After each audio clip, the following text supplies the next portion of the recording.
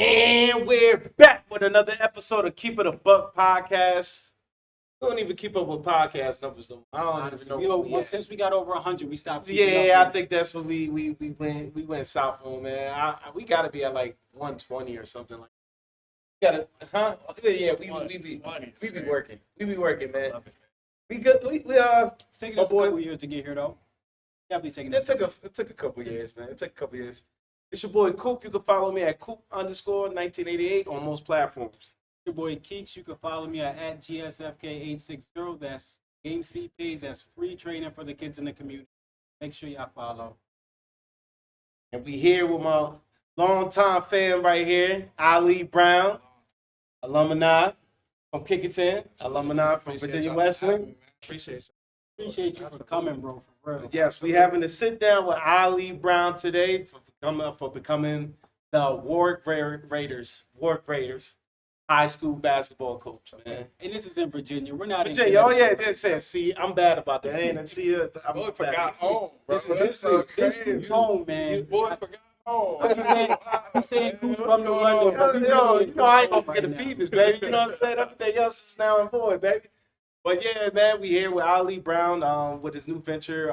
He was assistant coach for Phoebus High School last year, and he has took his talents to Warwick High School.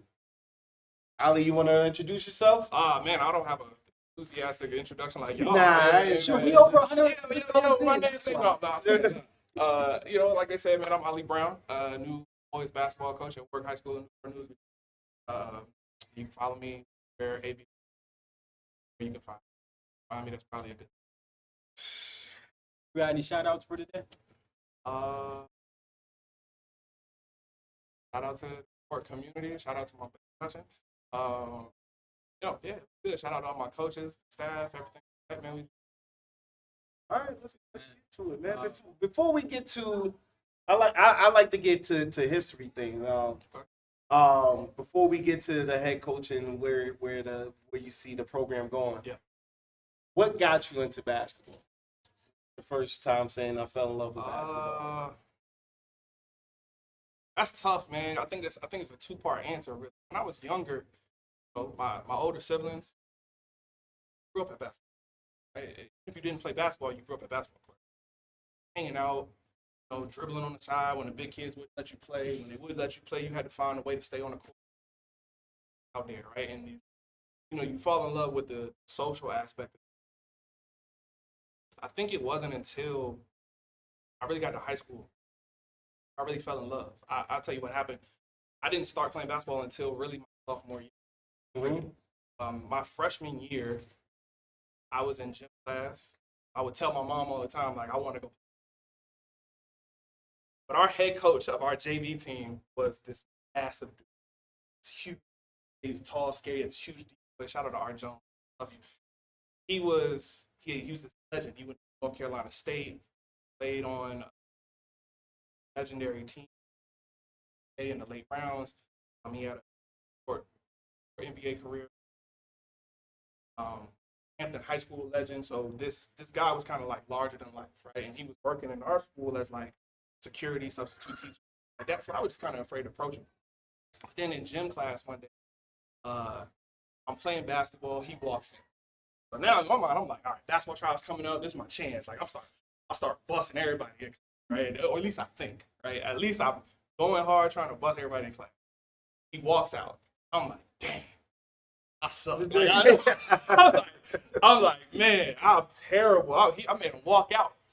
And then we had this, at Kickerton, we had this long hallway coming from the back gym, going to the locker room at the gym class. He's standing there waiting. And I don't say nothing to him. I put my head down, like just very scared. I'm 14 years old. I put my head down, I walk past him, and he goes, hey, man. I look out, he's like, you staying with me after school today? I go, what? He's like, yeah, I already talked to your mom. You staying with me after school today? Walk out. I was like, oh, all right, cool. He was like, yeah, she already dropped off your shoes and everything. I was like, okay, cool. So, and then I don't think I left the gym after that. He locked in with me. He taught me some simple stuff. He had me on, the basketball players was on one end of the court. He had me on my own goal for hours, right? School 2:30, I'm there. This same thing, repetition, Mr. Miyagi type, wax on, wax. And ever since then, it was just kind of, I'm going to do whatever it takes because I'm already behind the 8 ball. I started this. I'm going to work as hard as I can. This guy was already here. I'm going to listen to everything he says. Everything he told me was pretty much gospel. So I took it, I ran with it, and I just became, you know, that player. We had a lot of guys go to varsity the next year, very young JV. So he looked at me over the summer and was I'm like, about to say that y'all was young, wasn't y'all? When I super young, super young. Our varsity was, respect to those guys, but our varsity was terrible that year. I think they won one game. They were getting blown out at home. It was a tough. We had a not great coach. Varsity had that super young team. They graduated a lot of seniors, so they had to bring up a lot of young guys. Our best guy was a freshman who ended up leaving school for personal stuff. His career never panned out, so it was a bunch of wonky stuff going on at Kickingham. Kickingham was always known for the school that everybody left. Right? They wanted to go to Phoebus. They went to, you know, when you were in Phoebus, half the team on every sports team, half the team was Kickingham guys, right? That's just how it goes because you don't believe in the coaches. You don't think the coaches have, the right prestige, everything like that. So, you got to start from scratch almost every year. But we had a group of young guys that just believed in ourselves. We believed in work, believed in Art Jones and the stuff that he was telling us, and we just tried to compete over it. But me being the kind of like, was the late bloomer. Yeah, that late bloomer is an understatement. I was a late bloomer, and that process just kind of made me fall in love with it. They made me a leader. Made me, I was vocal as a kid. I tried to be articulate. I tried to be a grown up. I tried to speak to adults and look in the eyes when they talked and all this stuff like that. And people recognize that and they go, "Okay, you're the team captain now." I'm not the best guy on the team. Not even the second best guy on the team. But as we grew, I became somebody that was super important to winning games and changing Kickingham. And after we left, after we graduated, Kickingham became kind of known. And I like to think we had something to do. Not we were the reason, but there were great coaches that came out. Shout out to Coach Thomas and Coach.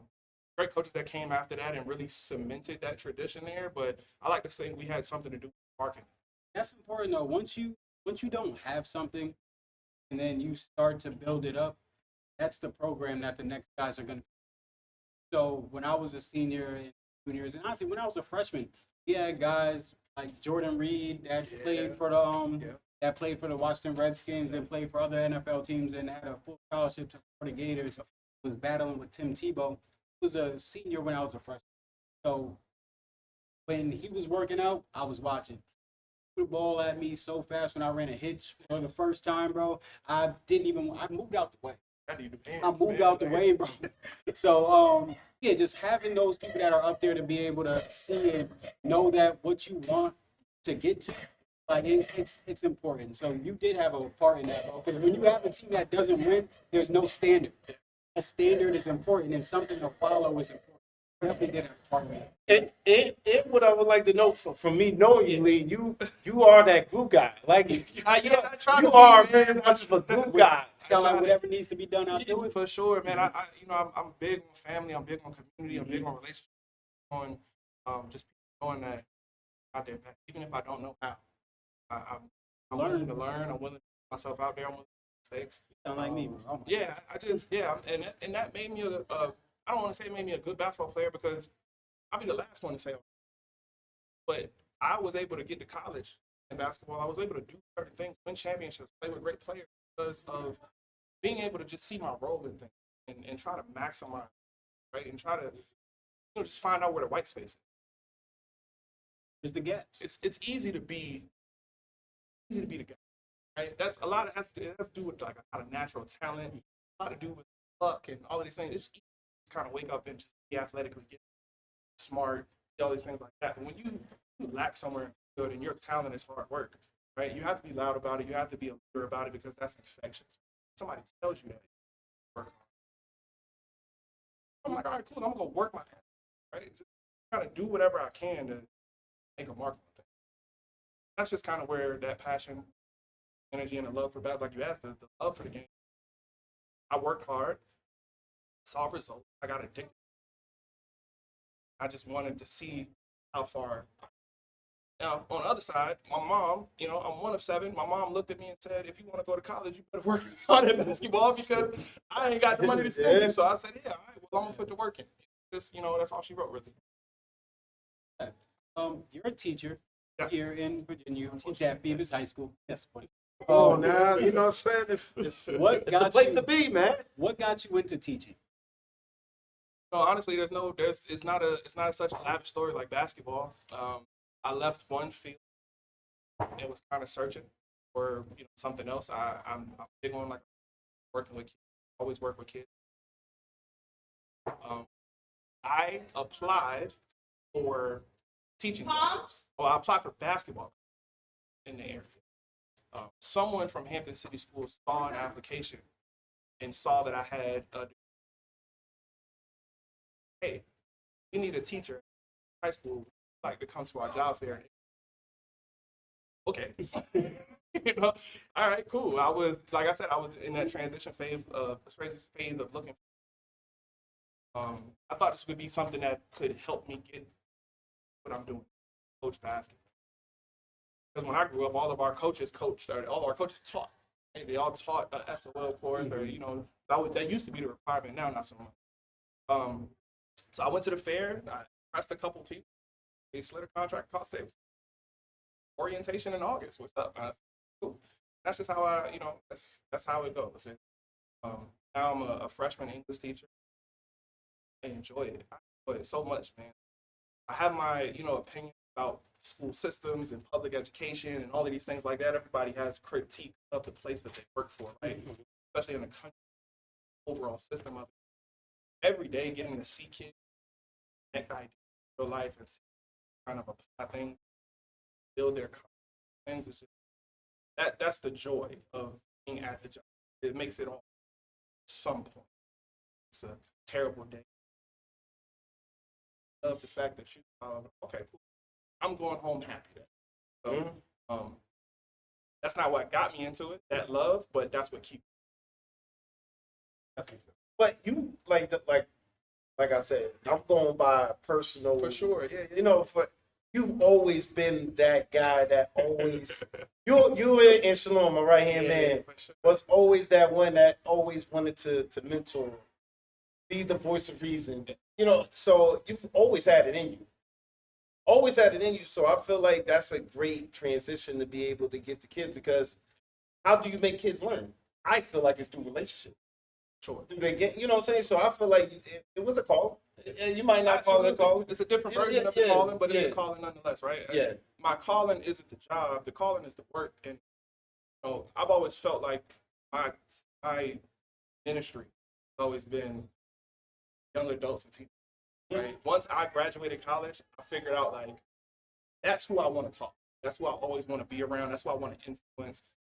There's the old expression: nobody cares about what you know until they know how much you care. And that's how you gotta lead. Right? My first week, 2 weeks, always get to know everyone. Name game. What do you want to be? What do you study? Who are you as a person?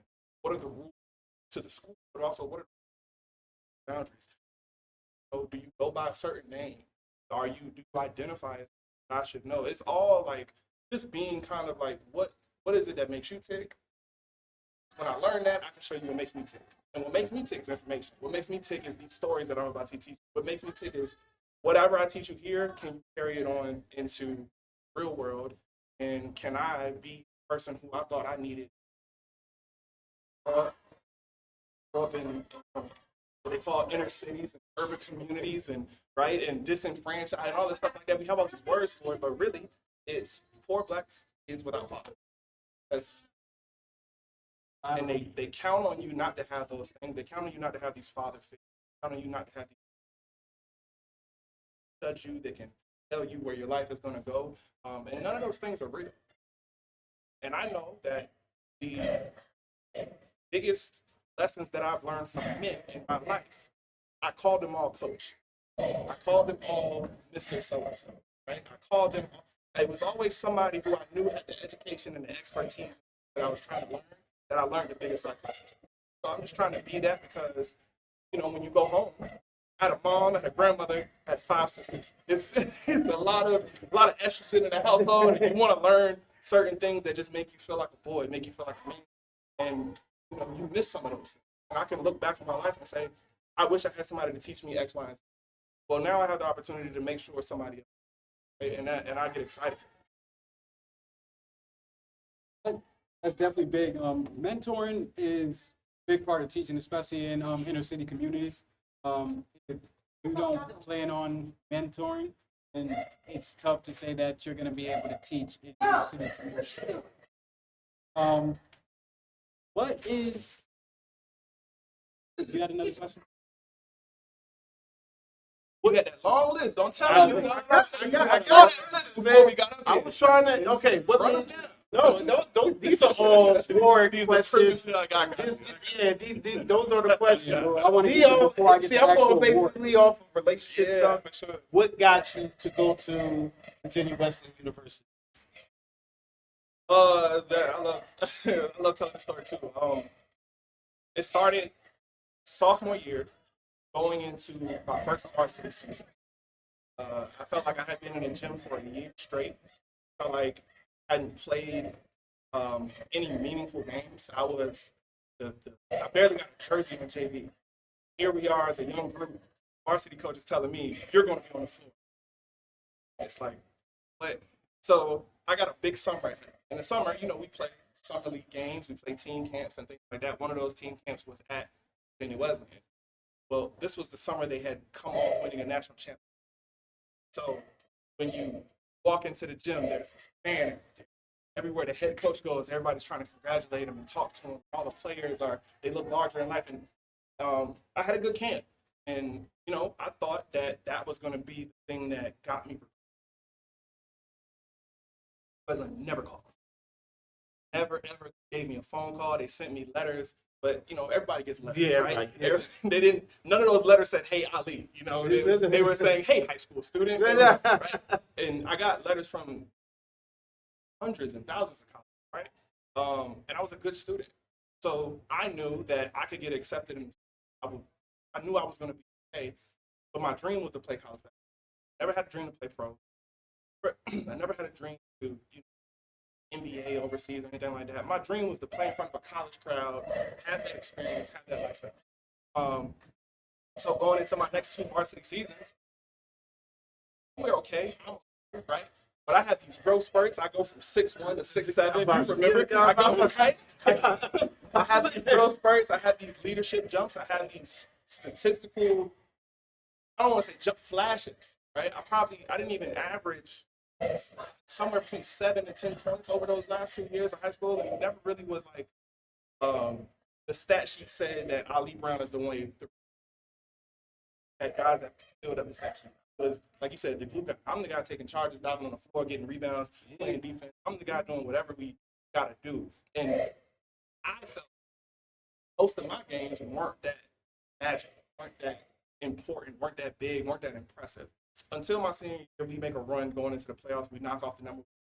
They're supposed to win a state. We blow them out at their place by like 8. They got 4 D1 guys on.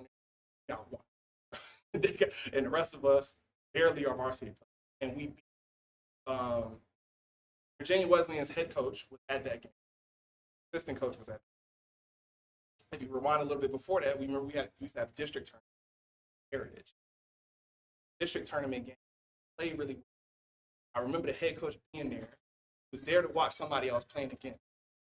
This is how it always was. He was there to see someone else. And I played decent in front of that coach. I'm walking out, I'm thinking he's gonna talk to me. Don't say a word. He don't even look at me. Right? And I just remember because I'm like, man, Tom's running out.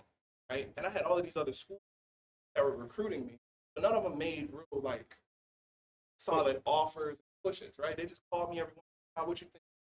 I could tell I'm not a priority to you guys. I want to be a priority to somebody. I want to be one.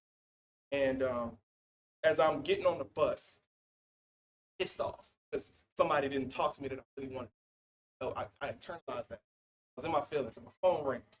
And it's not him. It's one of his staff members. Shout out to Marcus Fitch, man. Marcus Fitch was a former player at Virginia Wesleyan. He's like the OG.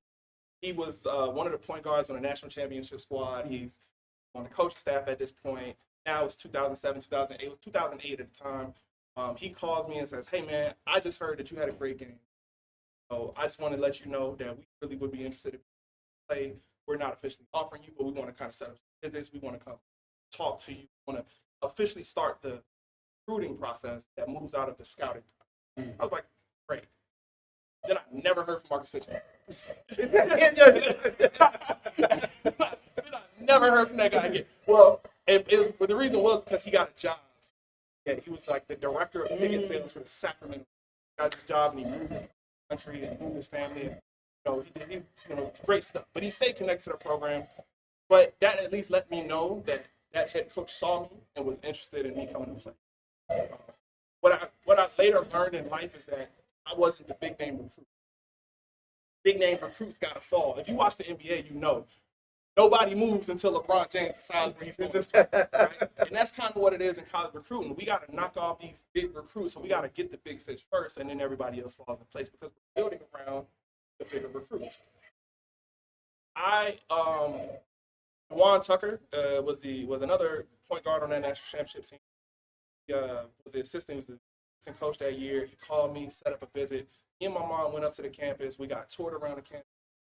2 hours, we walked around this campus, and I never saw him until the very end. And by the time I was pissed. By this time I'm feeling like these guys don't want me. Yeah, you don't want me, man. And then we sat in the office, said something, and that's where I made my decision. He told me, he said, "Hey, listen, I think that you could be a really good player. Nobody wants to. I don't want to hear that you think I could. Because that means you don't think I am right now. I think you could be a really good player. I think you'll succeed here. I think you're going to work hard. You'll be a part. You'll fit in this program. We like what you bring. We like that you're on your left hand. Another, you're really term in basketball we use is raw, right? Which means I haven't had a lot of. I don't know what I'm doing. I'm a blank canvas. A coach can take me. I'm coachable and turn me in like a dream come true. Kid walks in tall, left-handed. He's athletic. I can jump. And he can learn? And I can learn. I don't have any real skills. All I know how to do is put my hands up and jump, right? and hang on the rim, right? And he can turn me into a real basketball player. But he told me something. He goes, if you are willing, patient, and to really work hard, I promise you good things happen for you. I'm not here to promise that you'll play early, this, that, and the other, blah, blah, blah. But I know that you're the type of kid that if you believe in what we're doing, put the work first, and you work hard and be patient, there's a spot here for you. I said, okay. I left there. I got in the car. I told my mom, I said, the next college coach that calls me, I'm telling them I'm going to Virginia. It was a done deal at that. And the reason was because I wanted to be a winner. Like I told you, I wanted to kick a team in anything, right? We had one good year. We were 3 years for that. That was the academics. Yeah, basically. For sure. We were the school that was known for academics, right? And just being, I'll say diverse, right? The guys down the road. The guys down the road weren't really diverse like that. All y'all had rap sheets, we just had we had college rule sheets. That's all we did. I was leaving that alone. We were trying to get 4.5s and y'all was trying to duck 5.0. Shit, waiting out 3.5s. It was really different, but what we didn't have were really good athletic programs. Well, we didn't have basketball and football, which is what most had track though. Yeah, we had track, we had field hockey, we had soccer, we had baseball. All those things were good. The swim team was good. I didn't even know where they swam at. I was like, right? But it was a thing where I was tired of losing. And all of the colleges that were recruiting, we were losing. And I was like, well, this guy told me to spot for me. All I gotta do is be patient. I've been patient my whole life. I said, is that all you want from me? Okay, cool. And I went there, and I wouldn't change that experience. World. How was that experience for you? Hard. When I research. Hard, man. I think we won just shy, my class, won just shy of 100 games. Won 2 championships. The minute I got there, let me know. It's going to be the hardest thing you ever. 4 a.m., 6 mile. It's 6 a.m. weightlifting. Got to go to class. If you do anything wrong between your noon class and your 2:30 class, you got to meet a coach in the gym and run your lunch. It's it's discipline. I remember the first tryout is 6 a.m. 6 a.m. means Coach Dave Macedo at Virginia. I love you, man. Everything is what you call Lombardi time. Miss Lombardi says if you're early, you're on time. If you're 14 minutes, okay. And everything was, if I say something is at 6, that means at 5:45, the seniors and the captains got everybody stretching out, getting ready. That's y'all's time.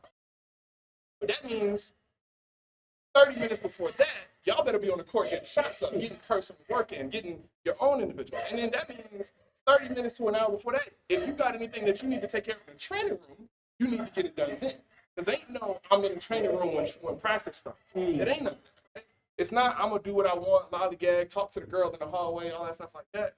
Everything was super hard. And I remember I woke up, practice at 6, I woke up at 5:30, knowing that I wouldn't get to the gym by 5:45. Laid in the bed and I stared at the ceiling for so long, and I just because it's about to get so bad for me. I might as well just quit. And then I just told myself, I said, man, listen, you've seen people be late, and they're at practice and they play. And that was the whole, that right there, that was the whole thing. So I'm like, all right, if I know I'm not gonna die, let me just go face the music. So I went to practice. I knew I shouldn't walk in the gym. Because if I walk in the gym, he was gonna look at me and say, hey, Ali, see you tomorrow. That was it. Hey, Ali, see you tomorrow. And then he was gonna continue what he was doing. There was no second guessing it. So I went and waited at his office.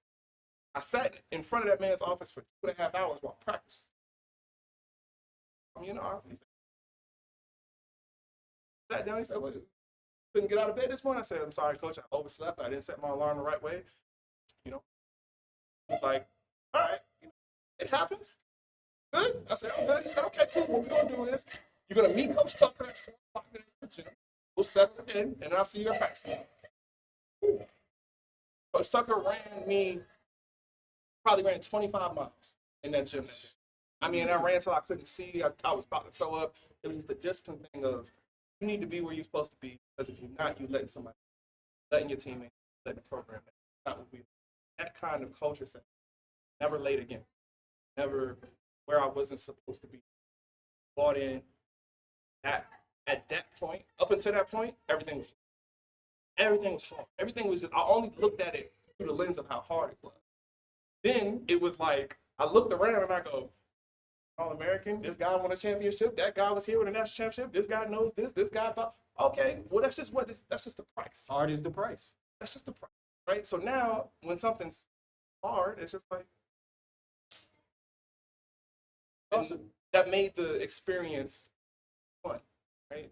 I genuinely like this story, especially because the first thing you said was that it was hard.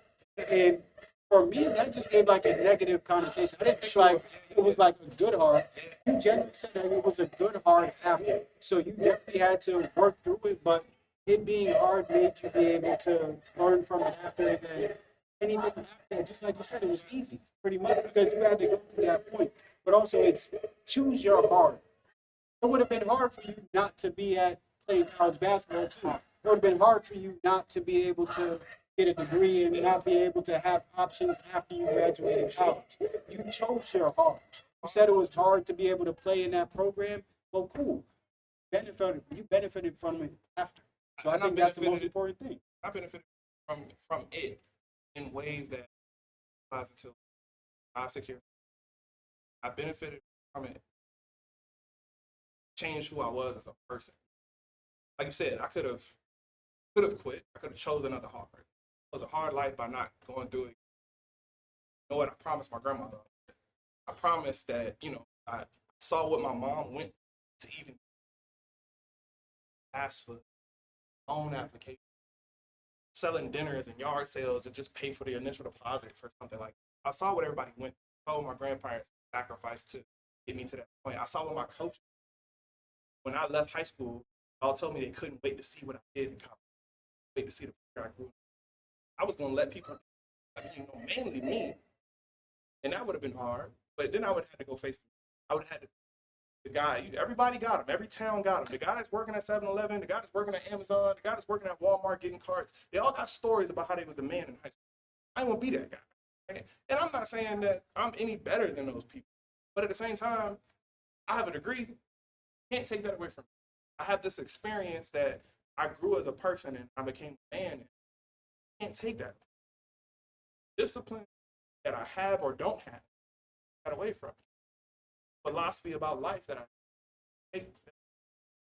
What I'm able to give children now, I'm able to give young people now and pour into them, I wouldn't have that if I would have chosen. I can't pour into somebody while I'm bringing up 100 carts from the Walmart parking lot. How my life would have turned out, but I was afraid of how it would turn out had I not made that. So we all know how these youth, and again, it's nothing against them, but it's what is in front of them. They see that on social media and stuff, people living lavish lives and stuff. They think that if you are doing like working a certain job that you're not making, or yeah, so like you being in a school system, you having a degree and stuff, and you being able to see them every day. They know you, they see you, they know that you're a comfortable person, they know that you're a happy person. They know that it's not just a front for your job. They see you be a mentor, they see you be a coach, so it helps. So I definitely agree with the kids needing to see themselves in you, and then also the places where they don't want to go, you can be able to tell them, like, yo, this is how you don't end up there. And there's nothing wrong with it. A job's a job. You can make money and you can learn how to invest doing any type of job. But having a degree or having some type of education to be able to help boost that money that you're going to be making so that you can be able to invest and be able to build your future, that matters. It does. Education. I'm telling you, grown men, we know, right? Everybody lives a professional life, something professional. There are certain things that you can go do and get to enhance your professional. Go get certifications, licenses.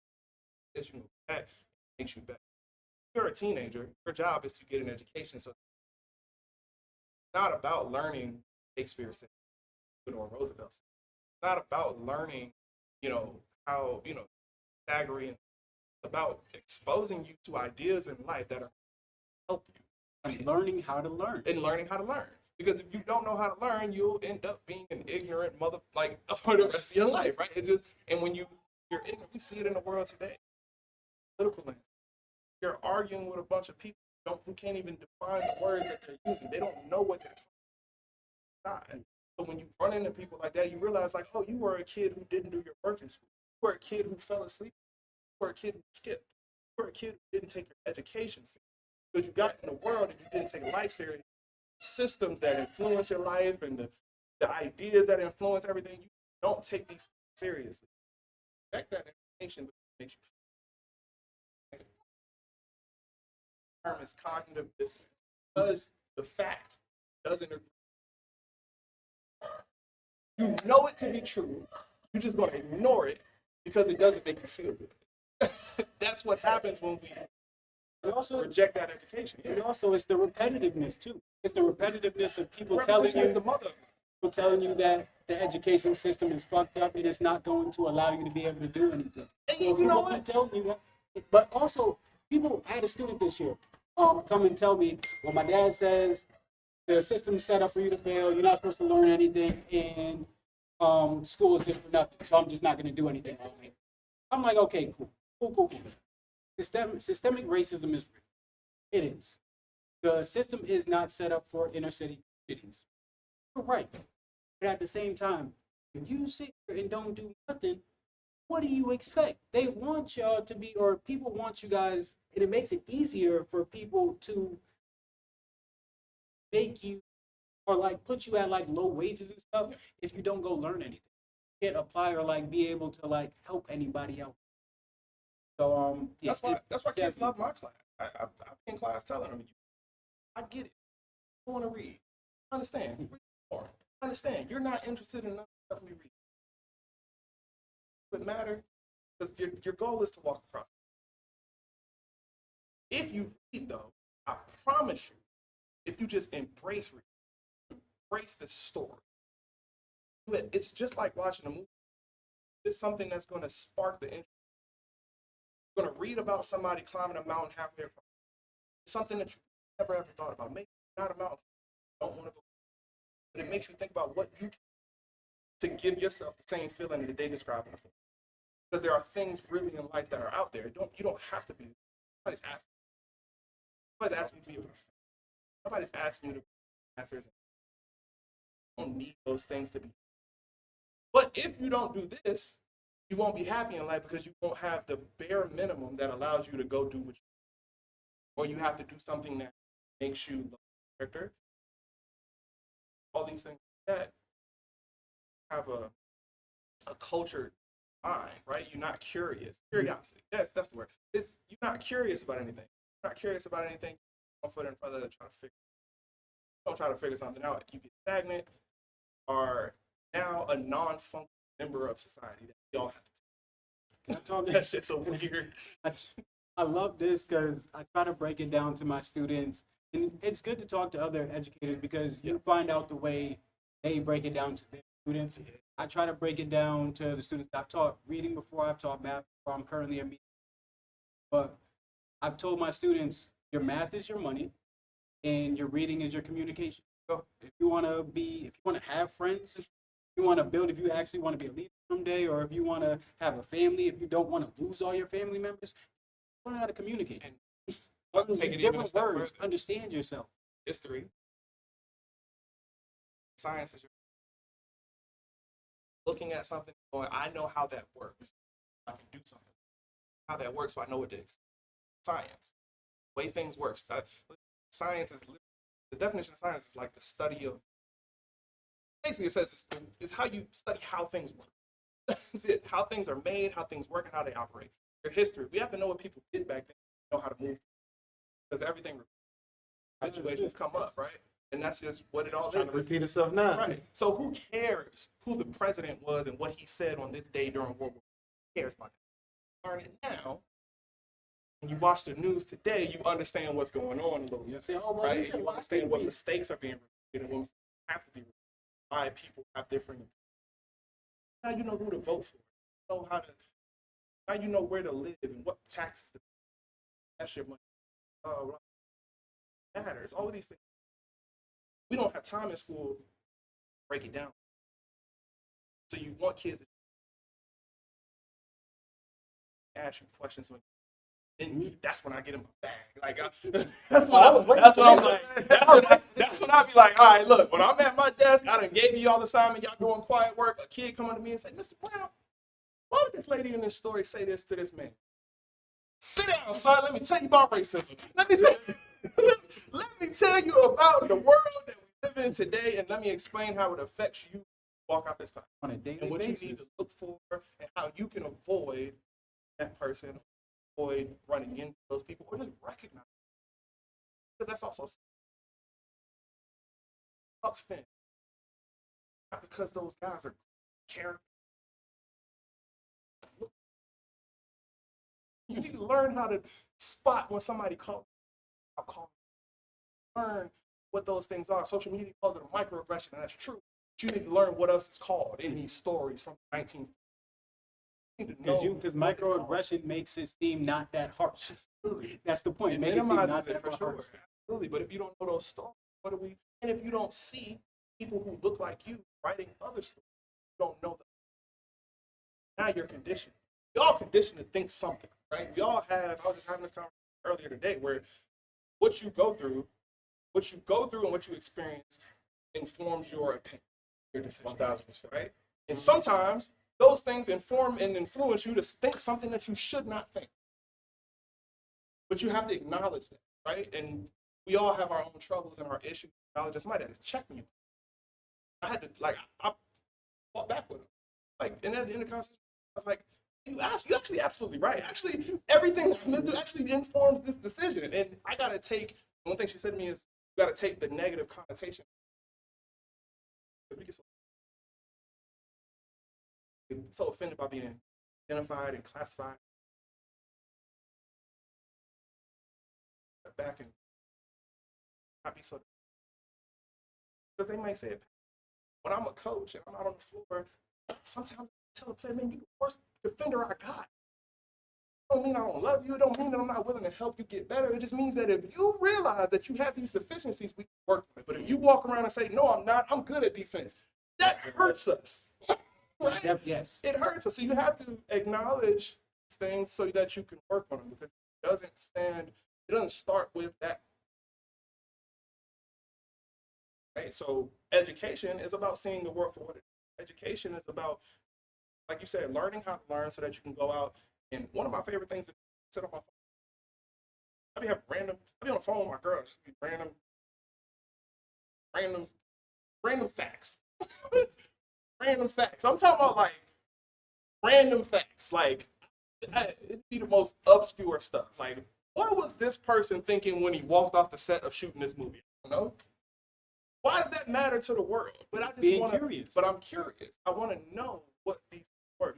I want to learn about historical figures that they didn't. That I went on a deep dive the other day about Mansa Musa. Right? Just that's not a figure that they teach. But as somebody who teaches black children, as somebody who is a black person, who is somebody who is disconnected from his heritage and his ancestry, it's important to learn stuff like that, because history books and TV shows and movies that black people aren't that. Man was the richest man ever. He went to Egypt one time and gave away so much money to poor people that it crashed the market of Egypt. 5 years. The value of gold plummeted because he just donated money. That's how much money he had. He started a whole city-state that was used for keeping around secrets, tradition, healing ill, books, stories, manuscripts, religion, all of these things. And of course, he was so powerful that Europeans who made maps, when they mapped out his country was him sitting on a throne. It was a big version of him sitting on the throne. That's how powerful and rich that he was. And this is a black man. But they do not teach you. This is a black man. This is a real figure. Robbing Jews. I was telling bro before this. I'm saying, high school. no, We didn't even get to this yet. We didn't even get to this yet. But you know, but this is that. This is what I do at practice. But that's why I was trying to say it's a great transition on what is about to come towards is that you adopted now. So That's a good word. Adopted. I take responsibility for it. Yeah. So I want to ask you this question. What made this job the right opportunity for you? I was wanted. Man. I was chosen. Speaking of Warrick High School in Virginia. Yeah. Newport News, So Virginia. I was wanted. I don't have a personal relationship with lady, but I know her, and professionally I used to coach at another that ended bad because of cultural differences. But while I was at that school, she invited me here to first, shout out to Coach K, first female boys head basketball coach in this. Right? It was big news. Able to win a lot of games. But what I saw when I first got here was that she lost her relationship. I'm like, okay, now they're open. Relationship, community open to. I'm never taking over a job to try to, never trying to make it forget about it. Things that you taught them that were good, we want to keep. And then I'm going to inspire my own culture, coaching go. But what made me take this job, I was coaching at the guy that I coached with, Coach G, tour. You know, I was in a bad spot. When name gets, especially with That's fast. spreads, and I kind of got played. At my last, right? And my name really wasn't. So I knew I had to take a step back and build my name back up. And he was generous enough to bring me on because I knew worker. I won't say I was a good player, but I'll say I'm a good coach. The intellect is supersedes what you talking about. I ain't gonna lie. No, but it's so what like happened? the connotation around glue players not being good players. No. When we say good that, players, I feel you. When we say good players, you know what I mean. The guys that average 25, the guys that sit in the newspaper, the guys that get all the pub, right? I never was one of those guys, and I'm proud of it because it made me a better player, coach, person, right? Those things I take with me because I have to go and earn. Right? I want you to. And I'm not trying to. I hear what you're saying. I'm not trying to. Yeah. You got some young boys on your team, bro, that's gonna do the same exact. And those are my favorite players. I know. And I know. But if you say you not good, or you weren't good at being a glue player, think that? Would you think that? That's one thing I never say to my players. You don't say. I never say to them that I wasn't a good player. That may help. But I will say this: is how I put it. You are way better at your age than I was at. And I went to college. I had a great life because of basketball. You are way better at your age. 13, 14, 15, 16. So you're way better, way more confident. You don't even know how confident you actually are. Because I didn't have that when I was your age. And if you can understand that, working, it's no telling where you go. That's the message. It's not that, for conversation purposes, I'm going to say good as in all this, all state, all this, all that, scholarship. I didn't get a scholarship to play basketball. I played Division III. I had to pay to go to school, right? Now, they helped me get some financial aid and stuff like that, but those guys are guys that wake up in the morning, don't got to do much, get to it. Go get a bucket.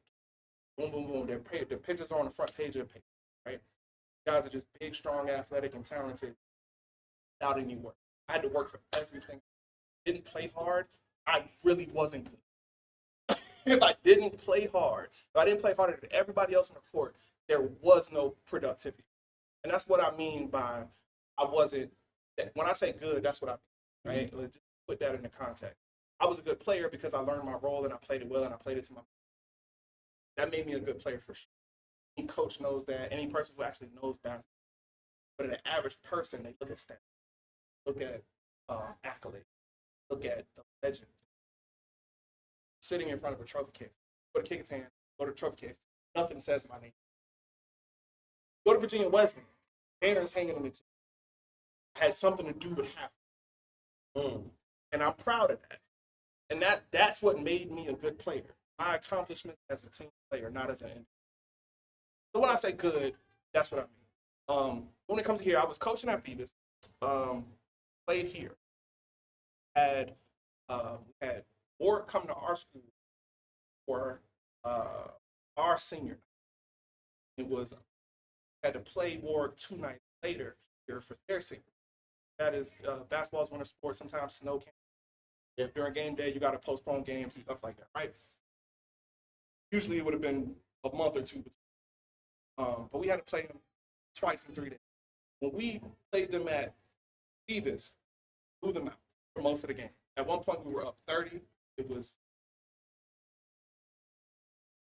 pretty easy until our guys got kind of big-headed. They kind of took their foot off the pedal. And even the coaches, we kind of took our foot off the pedal. They made it close. They brought it within like 12.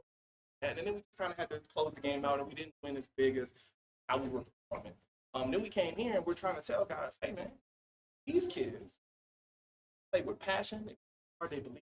They may not be, maybe they don't have it all together. And we also noticed that wasn't on the sideline. For whatever reason, she wasn't on the sideline, and she didn't. When we came here, there was 4 minutes on the clock. Former AD remembered me because he interviewed me at a different school when he was there. Came over to me, and mind you, the head coach at Phoebus is. So my mentor is in with him. So they're talking, and apparently there was a conversation at some point during the season. I needed you not coming. Trust you. I need somebody. Who do you recommend? Head coach didn't say my name because he didn't want me to leave him. But when my name was brought up, he gave all the blessings. He said, if he wants to come, I'll put my name on it. If you want him, that's your guy. He's going to be the best guy for you. That was Coach Goss's word. Okay? The AD walks over to me 4 minutes left of warm-ups. I'm watching our guys warm up, and he comes over. He stands next to me. Hey, man, how you doing? And he starts asking me interview questions. Hey, where you coached at before? Okay, well, what's up? And how you do? And I'm like, why are you talking to me like? And apparently, he walks back past our head coach. And he said, and then from then on, this was February, and then on from that time to May, it was through different channels. This is the guy that we want. I still had to go through the process and come here and interview all these things. But the person in charge saw how good I was. I came highly recommended, and they wanted me. I mean, that's everything, because you can go somewhere that you and be rejected. Go somewhere you have your heart set on. That place doesn't want you. Makes it hard for you. Now, stuck in somewhere where I don't know why it's not working out for me. I don't know, because you ain't supposed to be there. Everything in life told you you're not supposed to be there. You still barreling your head down, trying to digging your feet in, and that's what I've done all my life. I've been where I wanted to be instead of where I was wanted. So I just made a decision. I don't care what the team. I don't care what success you didn't have. I don't care. There was 2 reasons I came. 1, because they wanted me here. 2, the person whose name's on the court, somebody who I really, really respect. One of my late coaches, Coach Ben Moore. And it just became a dream. The coach on the floor that's dedicated taught me so much about working hard, taught me so much about being, taught me so much about honor, all of these things. And he was such a good, right? And that's just, my personal him and his everything that he was able to give me and everything he was able to give this is to try to continue. Yeah, it was a no-brainer. It was other schools that offered me a job, and I kind of was like, that I had 2 more interviews, all different stuff. So, question: you have wins over the last 2 seasons in basketball. Yeah. What do you plan to do to change culture here? It's a lot that goes into that, but you plan to win. That doesn't start with just scoring more points than the other game. It starts with how you start workout, challenge, more. Starts with guys that are alumni, guys that have graduated 30 years, graduated the same year I graduated from this school, like guys who believe greater, right? That care about the tradition, care about setting a new tradition. Those guys, and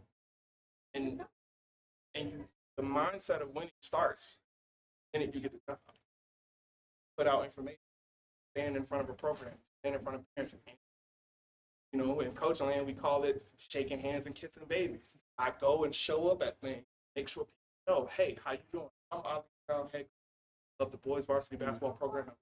It's just part of what it is, because then the community gets behind you. When the community gets behind you, for the stands. People for the stands, and make sure you play harder, right? And those things are all part of what we're doing. Behind you, people donate money. And what you want, vision, and what you do. When you get to work, know that first year ain't going to be perfect championship, but it's something that you're building towards, because the basketball part takes care of itself. Start from the basics and you teach basketball. Don't accept excuses. Work hard. Especially in the first year, you become the hardest worker in the team. You try not to get here after any. Try not to leave. Right? Try not to leave before any coaches. Sometimes it happens, right? Try to lead all the time. But you do your best to hold yourself to a standard, and when you don't, and when you break that standard, what you do is you get accountable for it. Say, this is what we're. And I think winning starts there. Winning starts in the mind. You have to see it first. And you build on the confidence, right? Build on the program, the structure, all of these things like that. First, you have to run the program. First, you have to get in front of the community. You have to get back and let them know that it's going to take time. It doesn't work every time. It works overtime, right? So get the community trust, players. Once they believe, then you start exiting, right? Then you start putting the drills in and skills, and Most coaches will tell you, oh, you just go get some studs from another school. I don't care about that. Because I come from a school, I come from a life. The guys that are the studs end up problems. I gotta convince you. Gotta convince you to work I hard. gotta convince you. And I ain't trying to convince nobody. I got what you want. I got a Rolodex of college coaches. I got all the basketball knowledge. I know how to get you open, to get you to score. And that might not work out in his favor now too, because if you have a coach that's like a college coach, come in on the bull, then Right. I'm gonna sit you. And you have to understand, just like when I went to Virginia Wesleyan, you have to, it's going to take patience. It's going to take. My goal this year, 4 games and after that, house money. Now I can. All right, now we can really get competitive because we're on the right trajectory. One thing I know about Lee, competitive as I'm hell. competitive. I You want might this. be humble. You might be humble as hell right That's now. for the win. Well, yeah. I think it's an important balance. You know, I'm competitive. When the ball gets thrown up, coach down the sideline, you gotta work. You gotta work. I'm gonna make you coach tonight. This ain't no. I know Warrick 1-22 last year, 1-22 the year before. We ain't gonna be 1-22 this year. Don't let you be the one that because that's the worst thing in the world. You can have a losing season, but if you're a good team, don't be the team that lost to the worst team last year. Mm-hmm. I want some of y'all to feel that. And some of y'all are my friends. Some of y'all are my friends. I'm gonna call you before the game. You ready to coach? You ready to coach tonight? When I play Phoebus High School, they better know. Coach G better be on his best. He better be on his, and he knows that. He knows that because that's how he taught me to be. He knows that's what I'm coming for. Because he knows that I helped him build that house. Legend. I'm coming to take it back and reclaim it. Now, y'all gonna be the Warrick fans. That's my goal. No disrespect to anybody over there, but that's my goal because I'm competitive. But at the same time, I want to do it the right way. I want to make sure that I do it by teaching these kids basketball in a way they've never been taught. I want to teach you how to look at it. So, work, pushes, all of these things. Just like spend over 30 minutes straight. I don't know how to stretch. It's winning. You don't know how to stretch. You don't know when to get water. You think every time you get a break, you're supposed to get, no. You don't know when to make your body push past the limit. You think a wall is a wall. A wall is a screen door. You bust through that. Just do it. That's it. Like, the next time it'll be easier. And every single time it gets easier and easier. I'm trying to make you competitive. Everything we do at workouts. Everything. I don't care. Shooting free throw. You gonna let him make 2 in a row and you miss 3? That's crazy. That's how I talk in the gym. It's just how I gotta have it because you need to understand. Every time we step on this court, it's trying to win. Winning don't just mean my team, your team. And if we lose, we gotta. How we won. We lost. Okay, cool. We had more fouls than them. That's how I'm in the first year. That's how I'm taking it. Some coaches say moral victories. I call it building. It's just a building. Because in order to win, we got to put it all together. Can't put it all together unless we learn this thing first, learn that thing second. That's the first thing first. Second thing, right? There's a saying. How do you eat an elephant? One bite at a time. Not about to go 23-0. No time soon. This is the PD. Not about to do that. Sometimes you're going to have a real good team and lose 11. It just happens. Sometimes you're not going to have a good win 11. It's just, it happens that way. Because the winner is always the most prepared and hardest player. Always. Talent be damned. I don't meet many of people. But I'm willing to show up and work. Right? I'm willing to show up and work. I'm willing to I'm willing to die. You know what I'm saying? I'm willing to have a heart attack on the sideline because I want it. If that can rub off on you a little bit as my point guard, I ain't got nothing to worry. Right? And you come in, you identify the seniors, and those are the first people. They don't get it. Okay, cool. Well, I'm gonna go to the youngest guy. I'm gonna go to the guys that I have the most time with. we're going to work. So the plan is to work. Work, you win. That's how I feel, because once the ball gets tossed up, it ain't even about to play. You guys, Game between the coaches. because I've already prepared you to play hard, to execute what I say. Now it's my job to make sure you're in the right position. One thing you won't say is, "Oh, we lost because Coach Ali." Oh, you can't say that. We prepared. We got a scout report. We went over every look. We got a football playbook of plays and systems and everything like that, and read. Am I gonna say that we're gonna be one of the best teams? It's gonna take time. Got a young, most of the varsity team got a young, really, really. Things you got. And in that, a home run at tried that. Tried that. I coached at my last school. They had won 4 games. In my mind, I told my boys, I'm gonna win 12 this year. Won 9. Fell short of my goal. Won. Had teams, they made the playoffs for the first time in 6 years. Hopefully we can do the same here sometime, right? And mindset behind it is putting one foot in front of the other, coming in here days where nobody can see, working harder than you ever worked. That now the game's getting. That's when you plan is to work and fight for the guys and hope to fight for you.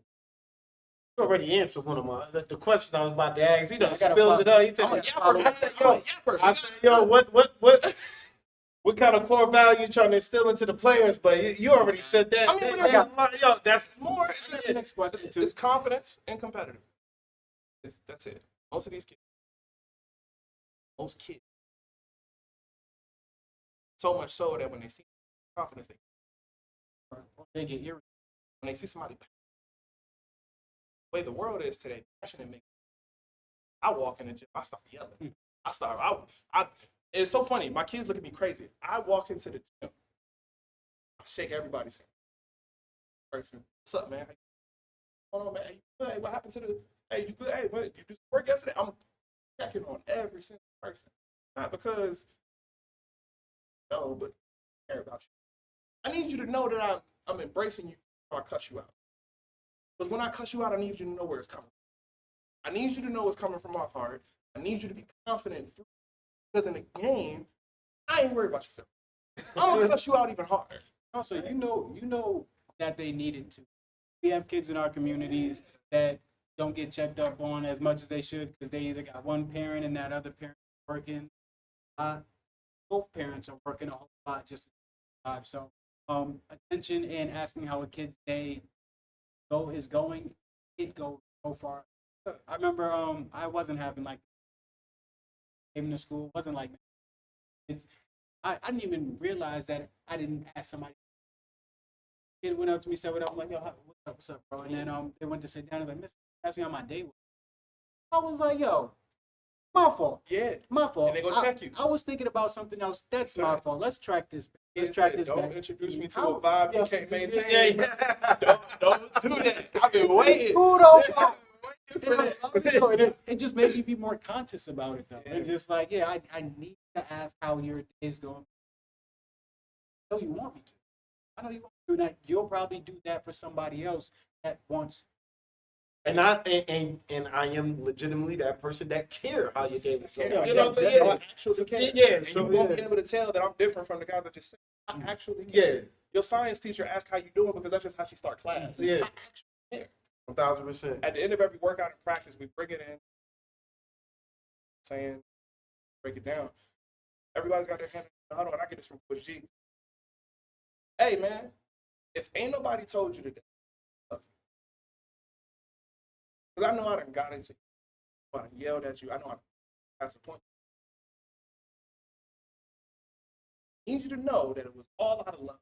And we're going to walk out of here taking my hand, or we're going to talk about what you got. But when you walk out of this gym, we got to be good. That's what family is. That's what a program really is. Again, that's what you have to know that everybody with the same jersey on, that wear the same, care about you, love you. Me, person who's doing the most yelling and the person who's to a point where it can seem hypocritical.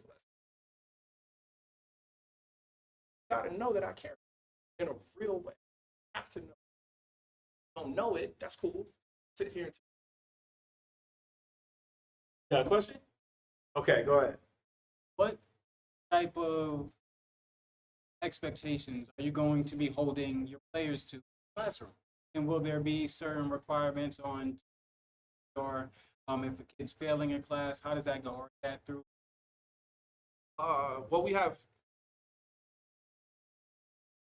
What I'll say is we have not expectations, and I have goals. You don't have to have a player, but play for me. My goal is to have the highest team. That's just the goal. Okay. Relationship, making sure they know someone willing to be a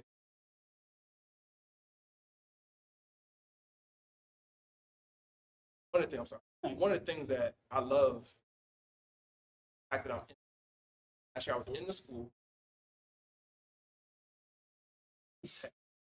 Boy is in here. Boy is in here. Da-da-da-da. Your boy ain't been to class in 3 classes. Yeah. Your boy, you know how y'all do it. I've got your Yo, boy. yo, I ain't gonna shoot any shots, man. You know how y'all do, you know. Love, man. Yeah. I call Phoebus Fed, you side hot, man. I don't care. I don't care, man. You know, it's the truth. But being a call away, I might not be a call away for this team, but being an educator, one, they know where you're coming from. Being a new coach, it's important for me to build these. They need somebody, because most teachers, if you call the home parent, I get a response. okay, it's not that sometimes they don't care. Sometimes they care, they're just too busy. Sometimes they work and they don't got time to come up to the school or discipline their yada yada. We live in a different time. Kids ain't getting whooped, right? And they shouldn't be. And kids ain't getting held to these hard standards. You want to let kids live their life, but part of that is they get a little carried away sometimes. Like anybody does. Absolutely. Right? But being that I still believe in discipline, but yeah, go ahead. Discipline is one thing. Yeah. Beatings is Sometimes it's one and the same a little bit sometimes. on the plantation. Yeah, On the plantation that's is one and the same. Right? yeah. But I get it, man. I'm not, I don't tell nobody how to raise their kids, but at the same time, we know that these parents aren't accepted as we would like them to be, or as our parents were when we were. My mama would come up to you call her one time. Don't worry, I'll be there in 15 minutes. My little sister on her hip, she pat you. Come here, come on. You don't know how to act today. My mom pulled my brother out of school for an entire 7th grade year because he was acting a fool. An entire 7th grade year. Went back to school the next year. It was like, oh, I'm in 8th grade. No, you not. You ain't finished 7th grade. Who passed you on to 8th grade? No, that's discipline. That's you acting a fool. You don't appreciate this. Letting the teachers know. That's what's. I'm not one of those coaches. I will never go to a teacher and say, he failing. He fell off this team. He fell off the team. I don't let kids use waivers. You can use that waiver all you want. You can use, and if you don't know what a waiver is you go downtown, fail a class, not eligible to play sports. They one time. They started doing that. Up in Connecticut too. It's been happening since I was a kid. You get a one-time waiver. Usually, the smartest thing to do is save it to your just. I don't care. Senior, junior, I don't care. Did not hold up your end of the bargain. Your job in life is to be cool and get. Did not do. I don't care how boring. I don't care what the teacher. You do study hall 3 times. Because this school gets out at 1:55, my school get out at 3:09. From 1:55 to whatever, there's somebody that's going to be here in the study hall. We're going to do every week. Pull them grades up. This ain't 2000. This ain't the early 2000s. You ain't got to wait for the report card. You got an iPhone. Pull them up. I don't got the app. Stop lying. Don't worry about it. Pull them up. And I don't want to hear nothing about my teachers ain't put the grades in. You know that's a number one. Because I'm one of the teachers. I don't put grades in. But you should have made sure. You should have made sure the first one I put in was good.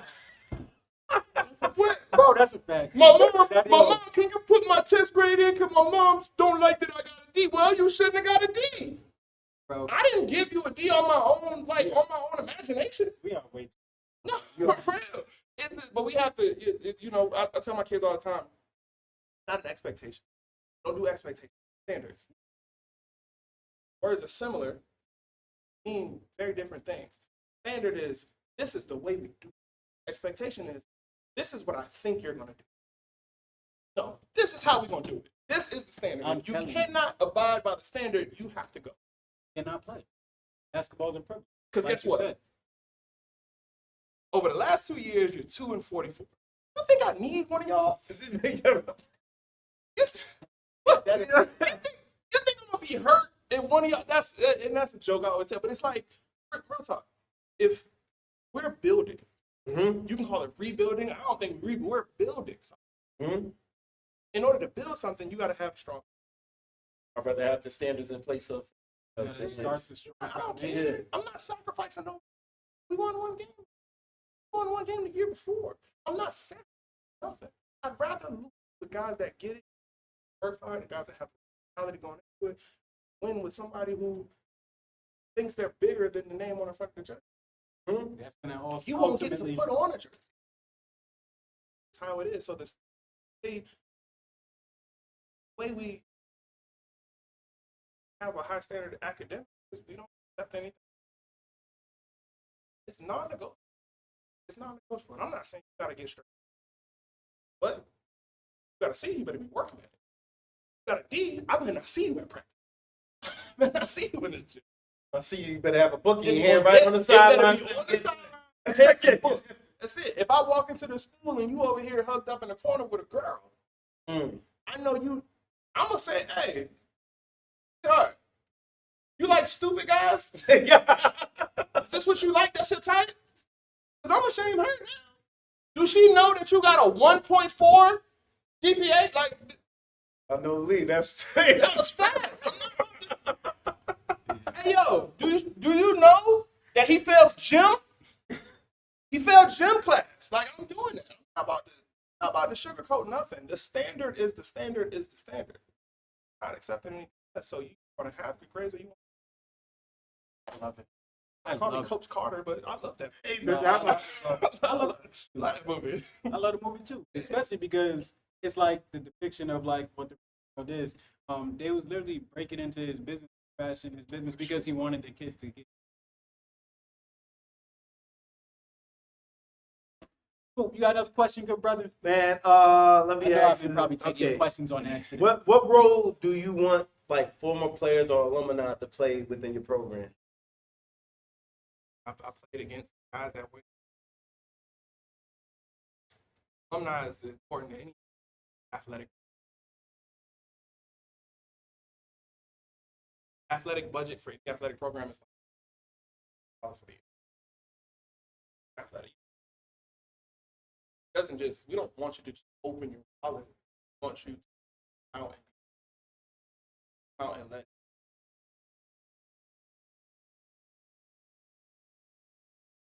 uphold.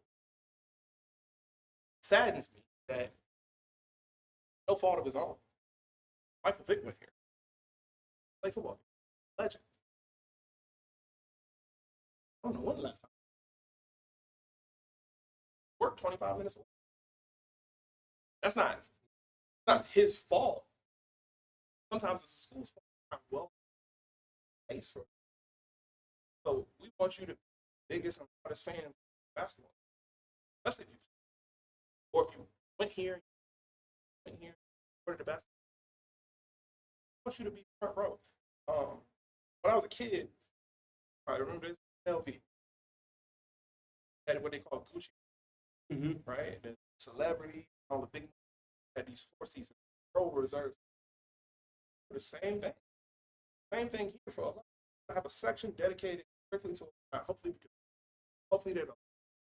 Because that's history. That's tradition. There's something about I graduated in kick. when I went back to watch basketball, these kids I get proud watching them. I remember what those kids are going through. I remember how it feels to play them. I remember it. Oh, that's one thing. Yeah. I remember what happened on game days. I remember me and my teammates would walk to McDonald's just because it was something for all of us to do together, right? Come back, we sitting there listening to all the rappers that we put on the headphones, showing everything. It was a camaraderie thing that we all went through, walking through the halls and all of the students. Y'all gonna win tonight? It's a pride thing. You should be able to do that same thing walking through that door. You should be able to do this. We should be able to shout you out. All the alumni, right? You should be able to have boosters full of alumni. Make sure the guys look good. Make sure they have what they just had alumni donate 2 ice tub programs. Because when I was sitting there talking to alumni, and one of my assistants graduated in the 90s, talks about how Warrick has never played, but talk of the town reputation. Alumni wants that, and after they're gone, they want to see. They want to see their school be the top. They want to see so that they can come out. Bethel High School just had their 20, and part of that was they toured them through the gym and all this stuff like that. Them is called Allen Iverson, and Allen Iverson and Reebok donate money to the school. That's something to be proud about because the facilities are updated, safe, it's clean, it smells good, all those things that you want people to come back. Things like you want people to come back and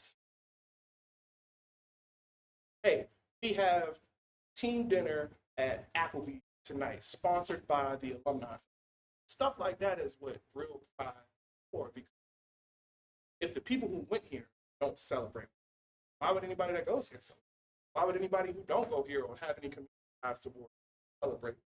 So when we do get good and win a state championship, we want alumni to be the loudest people. Who get good and knock off nationally ranked teams, send kids to college. I want on their signing day alumni to be. Because if it wasn't for y'all, we wouldn't. You want to pay homage to y'all by working hard and represent work the right way. But you go out in the community, go out to your life, represent work. You got to teach all of this stuff like that. Well, we want to give you a real reason to be proud of wearing it. So the role that I want them to play, show up, and so I'm not requiring it, but I want you guys to be here and proud of the product that we.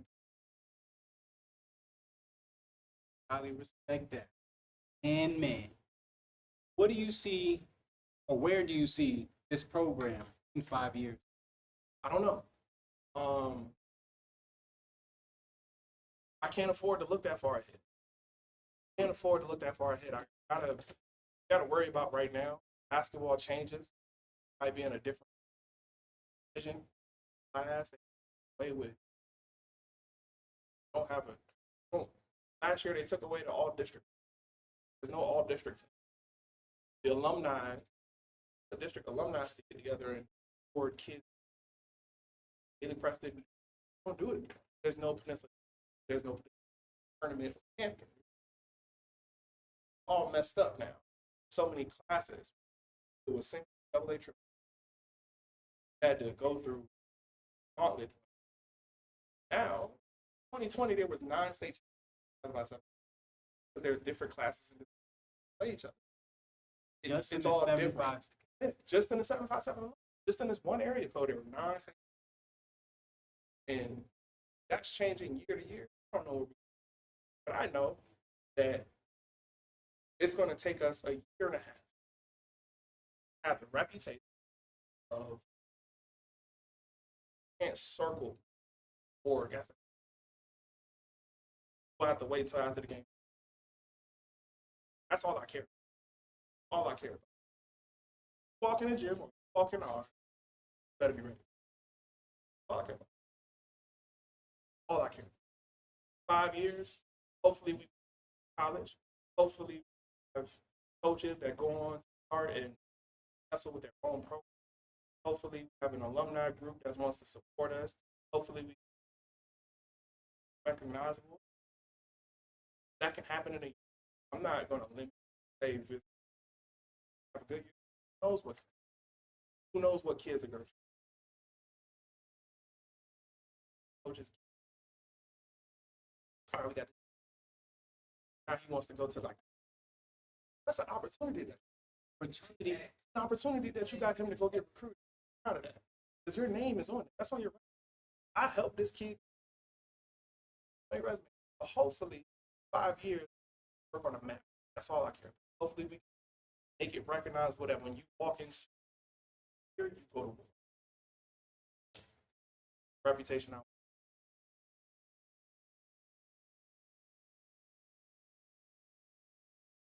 Oh man. You got another question? I'll have previous coaching experience prepare you for this.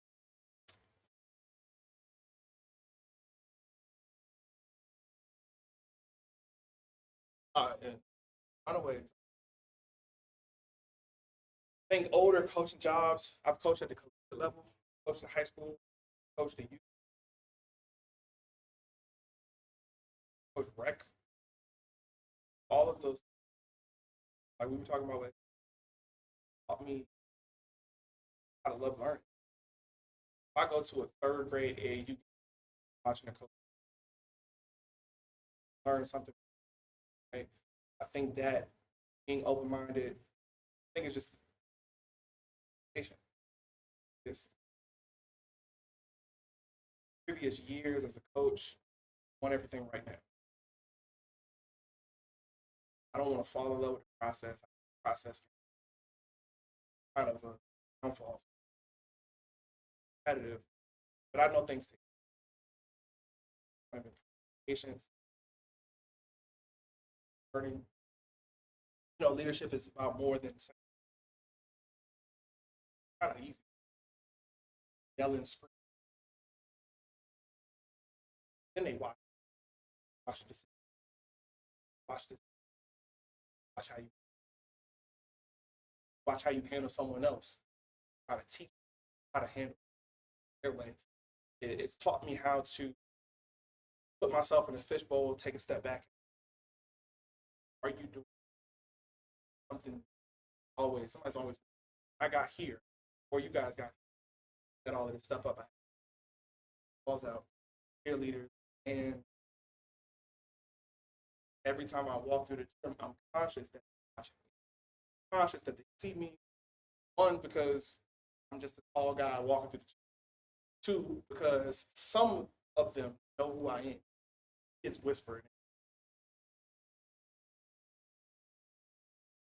Such.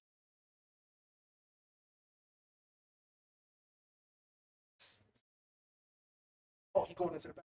What are you doing? Right? Everybody in there was like, I want to be on the I didn't know what we're talking about. But they know Coach Brown's on the podcast. Something must be going on, right? It taught me always know. So those things help me be excited about being a father. Know that kids are, know that you're always excited me to be a husband. Makes me be critical of what kind of brother, son, friend, professional, all of these things. Looking at them. I think the biggest thing that it taught me is to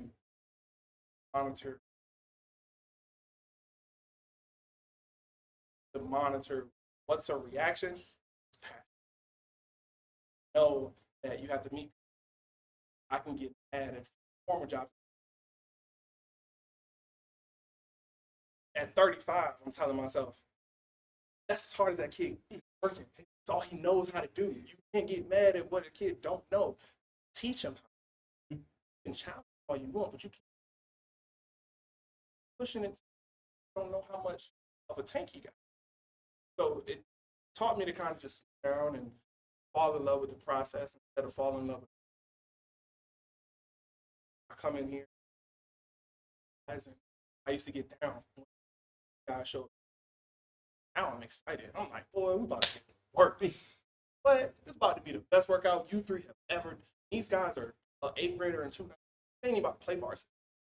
I'm excited though. I get to teach it's basketball. I get to teach them something that they never learned before. I get to pour confidence. And I get to talk about them in the next workout and say, these guys showed the workouts. Where were y'all? I get to do all of those things because now I know how to manipulate the message in a way to get well. When I was younger, being a coach, I needed. You have to work hard. That's it. When I was my first year coaching in Maryland, at halftime we would by 9, and I'm screaming at the guys about not an adjustment.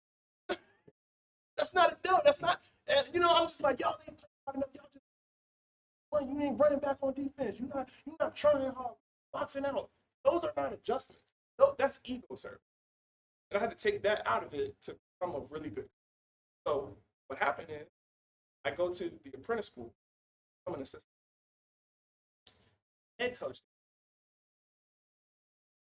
First day, like, oh, get out here, you running the drill. I gotta, hey, hold up, coach. Hold on, let me go introduce myself to guys. Let me go watch. Let me learn. Let me walk around, talk to those guys.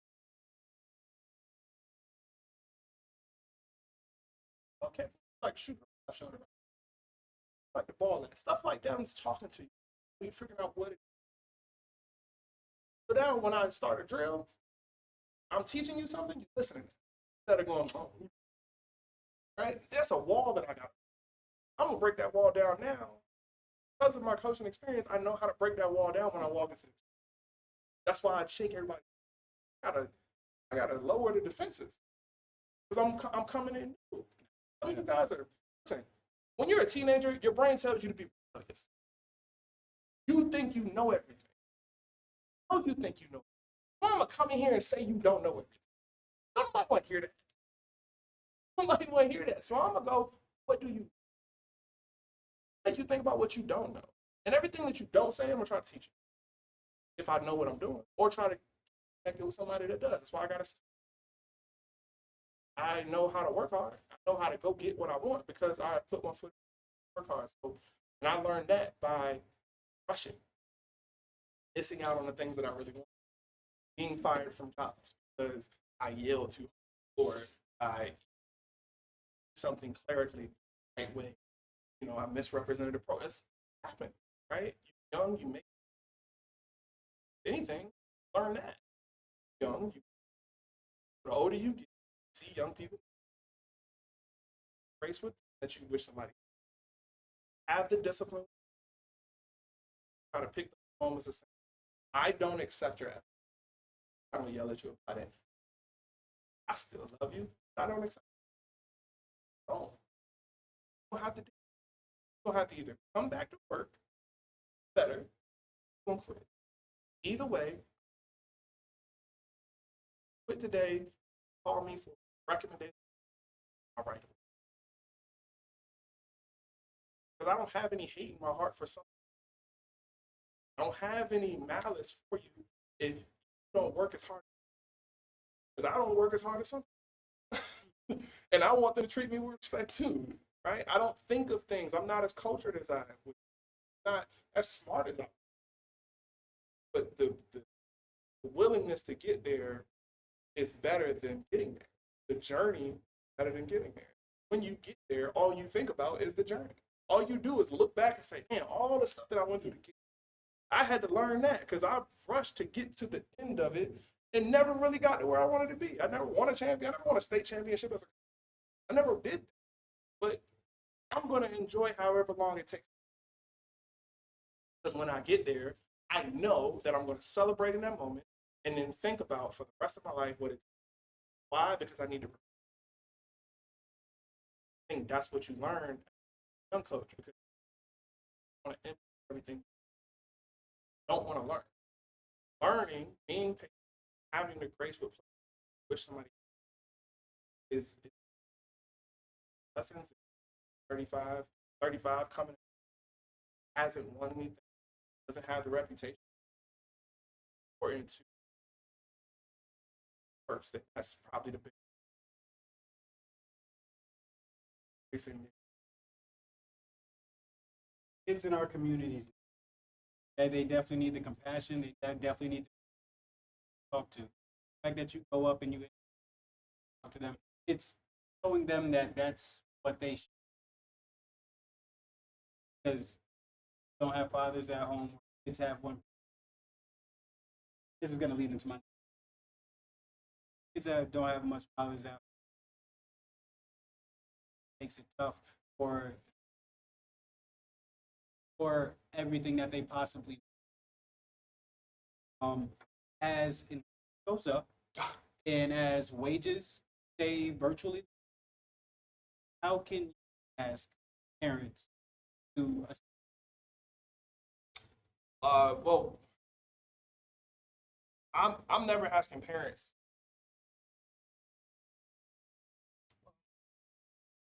I try not to ask parents to commit more. You put your kid, you got to buy shit.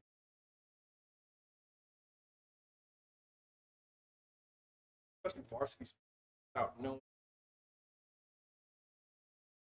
Try not to put too much on it.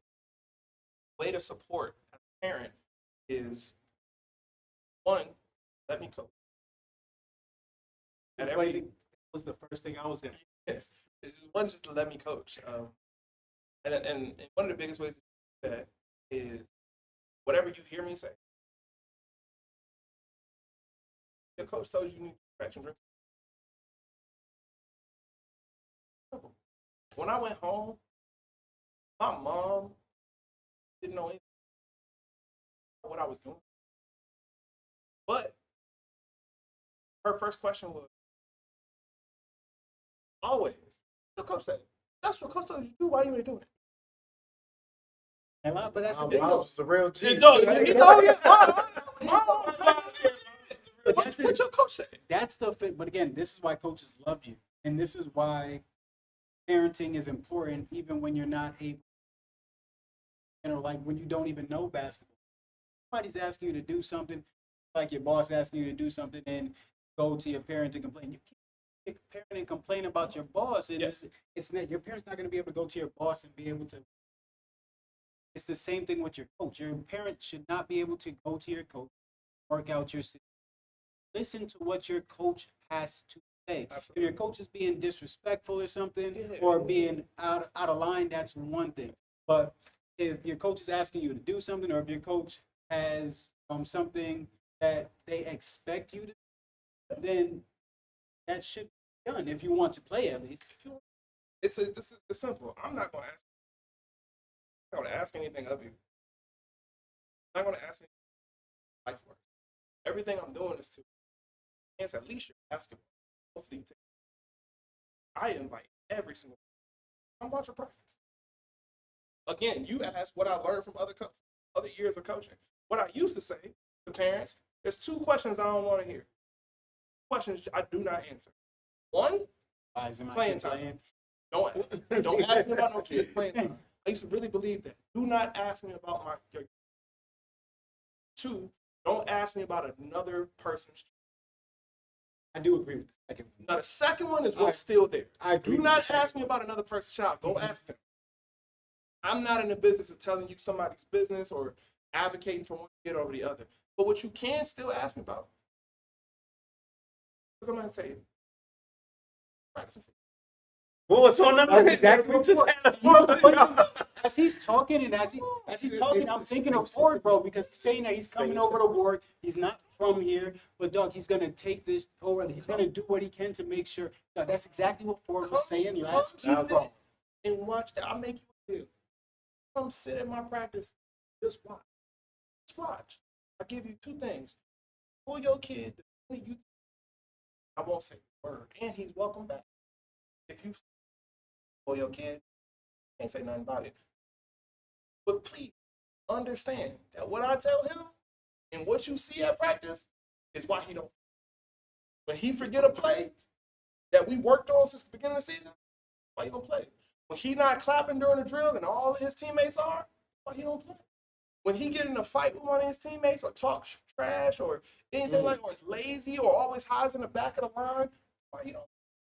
When he can't beat this guy in front of him, he don't play. You know why I say that? Because you're going to hear me tell him practice. So I know that if you come to me with the question of why your kid don't play, He may tell you them you reasons. have not talked to your kid, or your kid has been lying to you. Yeah. So I want you to come to practice so you can show me, so I can show you. Ain't nobody telling no lies. Ain't nobody hiding nothing. If your kid could help me win, why would I not play? Why would I hide that kid on the bench if he was as good as you think he is? Why would I do that? You think I'm trying to sabotage my own record? Myself. Why would I do that? Coaches I'm want to win. competitive. You not what you talking about? So you can come and see it. So I look at it and go, the way you can support is to support. Moral support, philosophical support. I don't care. Show up and see it. Hold your kids accountable. I'm going to say this on every podcast. Even if Hold them accountable. but even if you don't, I am. I'm not going because listen. But if they back you, that's making them For sure. accountable. But So here's my that's- thing: if you don't do that, you know that I am. And if you got a problem with that, you can take your kid anywhere you want to go. Wrestling team is in season. Indoor track is in season. Heritage got a team down the street. Minchville got another team down the highway. What you want me to do? Uptown is Denby. They got a coach that's really good. He can teach your kid basketball too if I'm so bad. I'm not saying that I'm always right. I always hear you out. Your kid is having a hard time, we can sit and talk. I'll listen to any gripe. But when you ask me why the kid's not playing, I'm going to give you an answer. Or a basketball programming. If you don't like that answer, I want you to come see. Come see what I'm talking about. Come see when I give this terminology. Watch this. I'm going to look at you too. I'm going to look dead. Hey, Mom, listen real quick. Watch this. Hey, little Brian, get to the foul line extended. And when that kid walks the other way because he don't know what I just said, I'm going to look at you and just like, that's why he don't play. As in, I know you told him where it was before. For sure. I done just pulled, because right after you do that, I'm going to say, Xavier, can you get to the foul line extended and show Brian where it's at? Why does he know? And I'm going to pick a younger kid. I'm going to pick a JV kid that ain't playing. That kid ain't playing, he know what I'm saying. So sometimes you just got to, and sometimes the answer is simple as, there's two guys that's better than him. And I give him every opportunity. Start beating those guys out at practice. I don't even want to do that. So if you want to support, show up, see what I got going on. Listen to the communication. I pride myself on being in this position. I pride myself on I'm a better communicator than I am in most. I'm going to tell you in the group and in the team, the parents will always know calendars, announcements, all of what we're. If your kid don't know what's going on, because you don't know what's going on. But it ain't my fault. He's being taught to not know what's going on. Right? I'm teaching him to know what's going on. So it's a if you want to support, you support. And thankfully, I've been here once. Thankfully, I haven't had anything but, and I don't just say this, I've had phenomenal parents. I mean, whatever you say, coach, I've been telling them this thing. I'm glad you said it. I got parents on my coaching staff. They're excited about what I'm about to get in with their kids. Moms, texting, calling my coaches. I see the growth. I see how the kids like that. Because I know in real life, when you have parents that see their kids are responding, the job is done. Is your parents just going to be like, cool. Exactly. And the kid's going to just. That's exactly it. So if you want to support, show up. Want to support, show up, see what's going on. And whatever you want to give after that. But what your natural responsibilities are for your children, protect them, provide for them, teach them, hold them accountable, and then show up and see how I'm holding. Collaborative effort. That's for That's sure. all I know. That's When it. parents and coaches are on the same page, there is not much a kid can Absolutely. like get away. And there's not much that a kid can hurt. Not much that a kid can. Something I got a lot of questions. Go ahead, man. I just asked the last one. You can go for another one. I just asked the last one. Nah, go ahead. I, No, I gotta look it up what I did have in my hand. Oh, yeah. What's one thing people may not know about Lee? I'm a huge video. I just love it. More so recently I have in past years. You know, the hot button word on the internet right now. Life and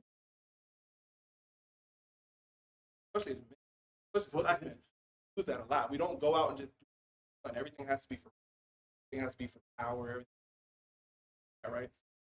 I sit at my home. I sit at my house. Against my brings me to. It's I don't go party. I don't do. You know, I grew up with you. Half of the time, I won't with y'all. I was at the house playing PlayStation. Right. I was at home. And sometimes it was because I wasn't allowed to go. But other times it was like, I'll just chill here, and I know that all of y'all are coming back to this place anyway. I ain't tripping.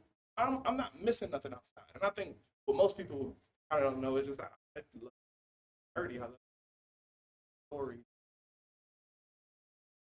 Things like that. I just love at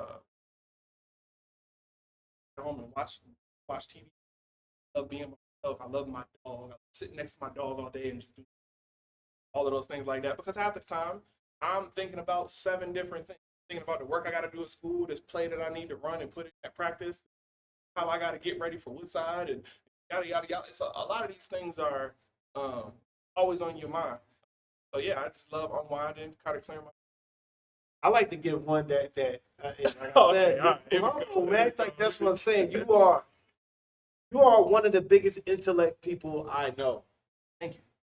The wisdom that the outside of the sport, the wisdom that you do have, I don't think you allow a lot of people to see that side of you that much. I don't know, man. I think I don't see a reason. I think what I've learned in my youth. First of all, I really appreciate. I think I'm a smart guy. I think I'm smarter than a lot of people, right? So you say I'm humble. I know that there's somebody watching right now that's probably, and I'm laughing with you. I know somebody's watching right now like, y'all got him messed up. Like, but this is me speaking that I do know you. Once we're amongst the group, I see you a small because you know I see there's that. a difference between confidence and right. There's a difference between an egoist mentality and anything else, right? When it's all about me, you walk into a room and go, I'm smart, y'all should listen. I'm a contrarian. I hear things and I go, that's not right. And I use it as an opportunity to conversation, speak, and connect with people. Sometimes that comes off very. I don't care that it comes because I think we define arrogance the wrong way. I like sharing ideas. I like being philosophical. I like talking about the what ifs. I like exploring thought. Sometimes the exploring thought gets me in trouble because it makes people think that that's how you actually think. I'm like, no. I'm just saying, like, I'm not saying. I'm just like, what if? You know, I just want to think what you like. What about the other side? You know, just shoot shit. And that's just it gets you in a lot of trouble. So what I've learned is what I've learned is to not lead with I think I'm smart because nobody cares. And when it's needed, hey, I know something about that. I can help here. I try to use it as a service. And also, I'm a yapper. So I get this, once a thought tickles my brain or a subject tickles my brain, now I want to go. I want to talk, man. Like, let's go. Let's go with it. But I need to be around the right people. Because when I'm around the wrong people, they go, you think you know everything. No, you think I know everything. That got nothing to do with me. I think I know some things about a lot. And I think that learning more is my passion, is my interest. If that makes me the smartest person in the room, I'm probably going to shut up and try to lead a room. I don't want to be there. I want to be somewhere where I can learn something. I don't want to always be somewhere where I got to teach. I do that enough. For a living, coach, I do that enough, right? I want to be somewhere. I have assistant coaches old enough to be my father, and I'm learning from asking them advice about what I should do. But at the end of the day, they gotta listen, and they gotta trust what I know and trust what I think. That is a blessing. That's something that I'm so grateful for. Not something that I take for granted or think that I deserve. Right? I'm a person who I grew up with nothing. I grew up with so much nothing. I had to give the nothing I had away to my sister. Like it's, you know what I'm saying? Like it's a deep understanding of there's so much out there for everybody. I'm just trying to get what I got. I'm trying to learn what I can. I'm trying to help who I can help. And when I have a conversation, I want to actually have a conversation instead of just talking about a pig. Talk about of thought, of exercise, of this thing. Thinking is stimulation. It's all of these things. Some people are not blessed with philosophy, whatever that word. Field philosophy.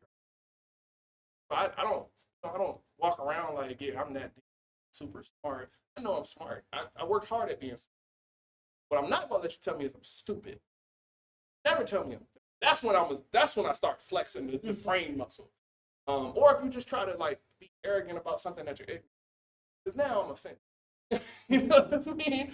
But it's a yeah, I try to you call it humble, and I just think Time and a place. I just think there's every time and a place, and everybody has this like hierarchy, priority of it. Sometimes information, sometimes it's not. Sometimes we have fun. It's not time for me to go, well, actually the ancient Mayans. No, it's not, it's not time for me to do that. It's time for me to just shut up, listen, and let's talk about LeBron James or Michael Jordan. No, we actually talk about the NBA a lot too. So Yeah.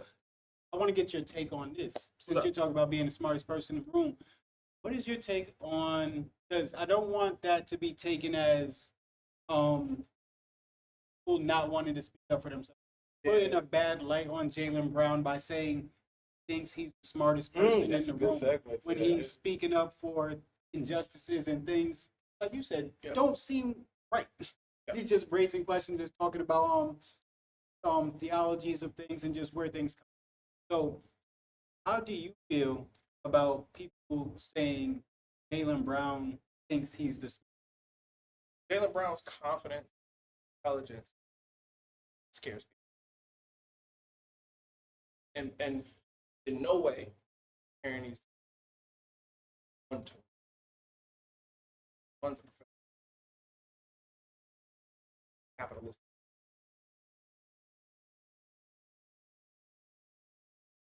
Somebody like Malcolm X was saying they thought took time to learn. So much so that they Malcolm X, that's they call him Boston. Whatever his name. That's Malcolm Little, the gang member, not Al Shabazz, liberated across the world and spoke to the justices of people, spoke to how proud of who they are. All of the things that it made them fearful for one reason. Smart people eventually he ain't gonna be able to control these people. They already can't. So in order to not be able to push you out of the spotlight, you have to furnish. Call you arrogant, call you up some dirt. The people that are doing that though think that their political and economic power make them as threatened when a real smart. As Somebody somebody see through the bullshit. not only do they see through the book, they see you as bullshit. and you can't just tell them what you want to tell them. No, you're right. You can tell me, hey Jaylen, we're gonna give you Why? cool, awesome. Okay, I'm gonna read. Oh, what? What do you need to read for? What do you need to read over this? What do you want to read for? What do you mean? It's all right here, thing, this thick. What do you want to read for? What do you know? superior for? You don't trust me? No. You have a history of people like me taking advantage.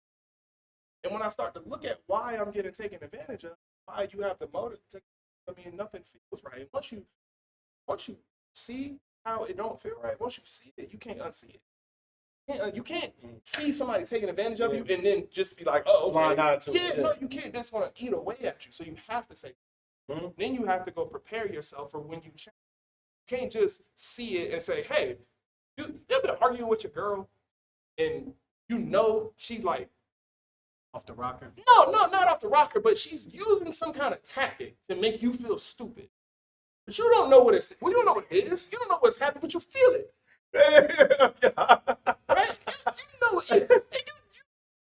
You know what you're doing, right? What am I doing? I don't know, but you know what you're doing, and you can't prove it, so you just gotta lose. You gotta lose. That's because you haven't done the work. You haven't done the work and thought about how things make you feel, and you haven't thought about all of these things, found the words for it, and found it, and really your own personal emotions for it. That when you come to her, you have it ready. But she, being who she is, she's already thought about it because all they do is think about how things make them feel and how they're comfortable they are, these things like that. Men don't think about all of those things. Barbaric enough. So we don't have the articulate. Most people, most black people, when it comes to economic power, political power, don't have the articulate because we don't. In our homes and everything like that. So we start to learn something scary now. Because now all that money, cool. It's cool. Y'all got all these billions. You got trillions, right? You got all this money and all this power, and that bought you power from people who didn't know their worth. Don't know where their ancestors coming from, and don't know the people that got taken advantage before, don't know the people that are counting on them, don't know the people that are counting on you to take advantage. So now that I know, it's scary now because I threatened that. Once I pull one thread on it, it all comes apart, and you can't let me. Now we got to discredit the thread. Now we got to discredit the thread and try to sew you back into the fabric real quick before you get out of line. And the way we do that is, hey, it's not working over here. Let's send you over here. Let's send you to an owner that don't play about none of that stuff and keep you hush, yada, yada, yada. We're going to tell all the other teams not to pay you anything, not to want you to play because you think you're better than all. What makes me better than all of you? Because I'm smart. You think You think you better than me because you got money? One of my favorite movies, the Dark Knight Rises, Batman and Bane. The guy tells Bane, "Yo, we paid you a small fortune. He has, and this gives you power." He's like, what the hell does that mean? What do you know? Snap your neck, right? Right? And another one of my favorite things. I don't know if you guys watch Raising King, our show. I didn't watch the last season. In the first season, Lou is told by somebody, Quincy, Diddy's son. Yeah, I know. Quincy, Yeah, that character. Told him, he said, "Yo, I got place to be. Time is money." I look at me and said, "No, money is like what are you talking? Like what are you talking about? Money money is money. What are you talking about? Time is time and money is money. It's two totally different things. Now they're both valuable and yada yada yada, but this is what runs this. And you think that's what runs this right now. So as soon as I start to challenge a little, you gotta put me in line. Because you've given me a small fortune.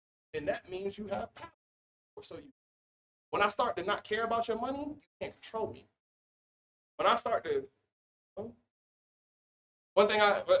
case in point, a lot of controversy about Jay-Z. Freestyles and the Target disparaging the Target boycotts and all of that stuff and putting his vinyls in Target and all this stuff like that. And I think about something. This had all of this stuff being Epstein. I don't care what of it is true.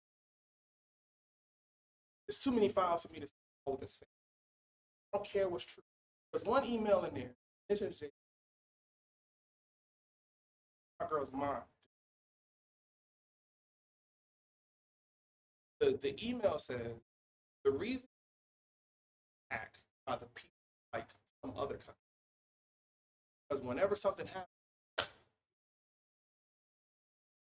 throw entertainment figures and have them talk about making money, have them talking about that kind of salvation, forget all about the political, social, economic. Well, do we forget about all of that? Malcolm X could be wearing. They're puppets. It's a puppet. And I'm not here to call entertainers puppet or celebrities puppet. Personal.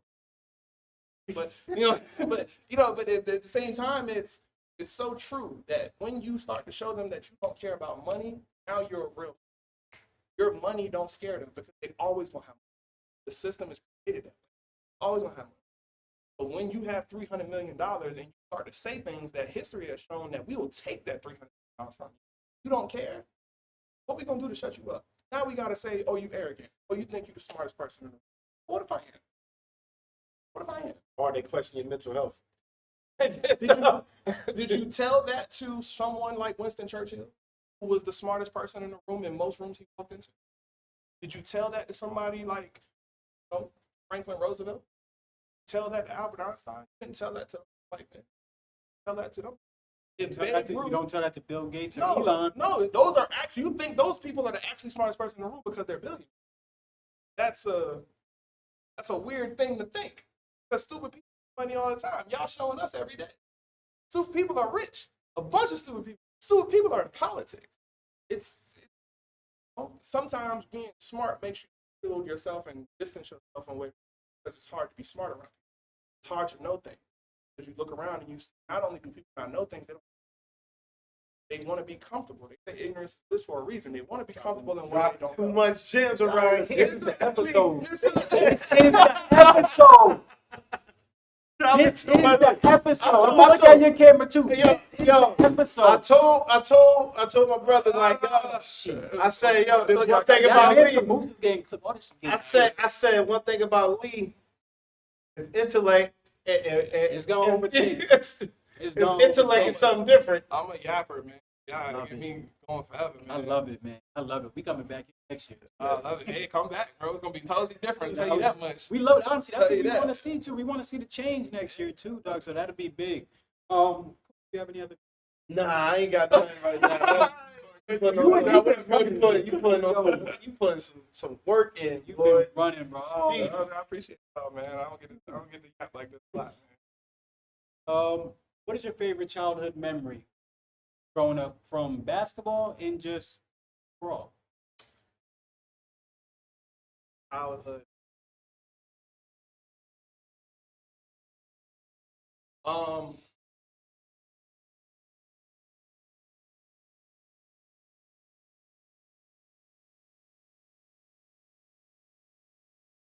Gonna take him a little bit. You so know I what's think funny? about childhood memories all the time. It's about to be hilarious, but I'm gonna make. It's about to be hilarious. And we ain't gonna tell the story. I'm not gonna tell the story, but I'm gonna tell you what his memory is.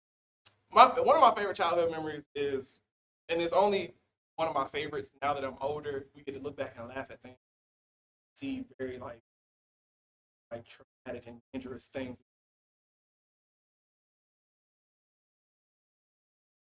To go to parties and I think I know where you're going. and yeah, one of my favorite memories is one of our brothers just running his mouth and not realizing how much danger we could potentially be in, and another brother not really knowing that we were in danger at all. And there's 5 of us. There's 40 of them. And we didn't have a great night. I'll say that. We didn't have a great night. And, looking back on it, it's just one of those things where everybody's personality kind of came out. Everybody's personality kind of came out. Me just kind of recognizing things, kind of saying, like, we need. Coop's personality of just being, just down, just quieter, just supportive. I knew that was coming. You already know what it is, man, and just no questions asked. Just no questions asked, just ready to go. Our other brother just being, the brash and bravado and the cocky and arrogant. You know what it is, right? Another brother just being clueless, right? Just being absolutely clueless, and it kind of makes for this thing where I think we all kind of learn, and And it's sad that, I have way happier memories that I love. Don't get me wrong. There's tons of stuff that I loved about my childhood and all these things That like was a that. staple of my. But as a young teenager, these are the things that we try to prevent in the younger generations. These we try to stay away from. We try to warn people about, right? One of my favorite AZ lines is like I told you to sell crack. No, Hov did that, so hopefully you don't have to go through that. It's we lived this life and we made these mistakes. God gave us bullet wounds to help you with it. God gave us decapitation to help you with it. Right? It's all of these things, and I think those memories are things that we just never forget. Money, I got money. Yeah. That's how it happened. Amen. That's how it happened. Yeah, that's how it happened. All man. for one line. Oh, that's All it, for bro. And we got a brother who will. He knows how to upset everybody with one thing. And this was a night where he chose that he's feeling his. No, we held it down. We did help. We held it down. We held it down. Jeez, that was a night, man. And we couldn't have, but we learned a lot of lessons from that. And I think I always look back at that as always a funny story. Calling out nephews, wives, and all this stuff like that. And look back and go, hopefully our kids are arrogant.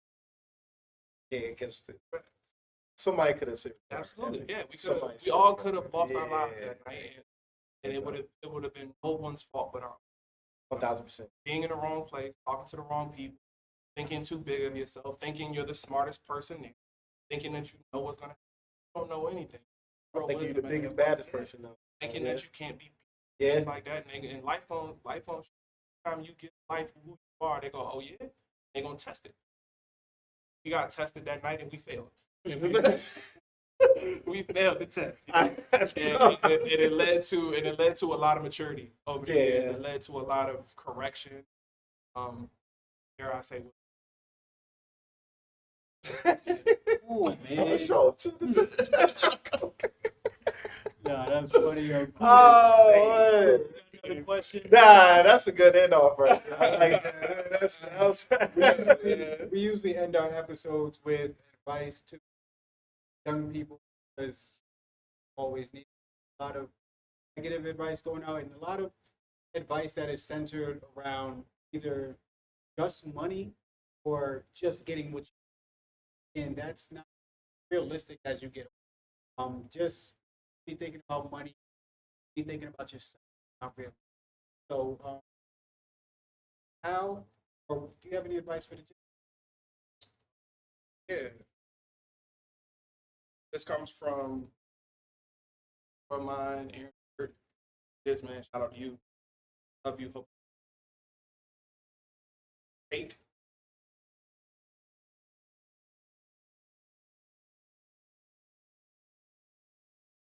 Break the chains of self-imposed. Stop telling yourself. Never think. Always learn. Think of your ability, power, to change. Taste what you never take no. Talk to yourself.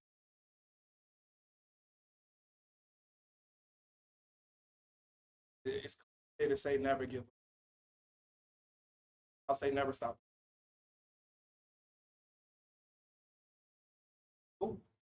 Your worst attempt still outruns your best excuse, man. Right there. I thought I dropped it. Nah, that was good. I thought we was ending on that. You know what I'm saying? Like, Oh, we don't get one. My bad. I should have left you out. y'all didn't tell me that. Oh, my bad. I should have left you out. I should have. Be gonna laugh. My bad, Lee. My bad. Yeah, I should have did that. My bad, good brother. My bad. Bro, go ahead. finish up? Cool. Oh, no, I dropped it already. Restate it so that it can be. Okay, man. I stepped on it. My bad. I stepped on I it. stepped on it. Your worst attempt still outruns your best excuse. And then for myself, just keep making sure that give people grace.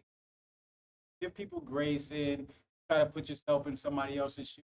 Don't try to judge without understanding somebody's life wholeheartedly. Total.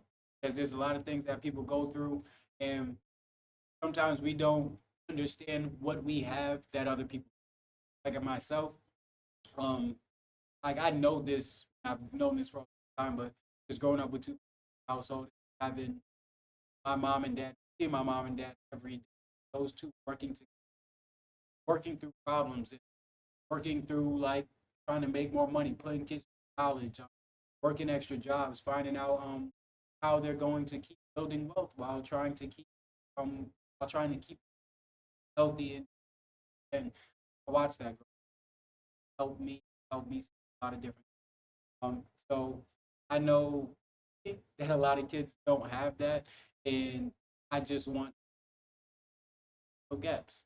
Like to be for myself, like Ali, honestly, this is why I say like I think like we're very similar in a lot of ways.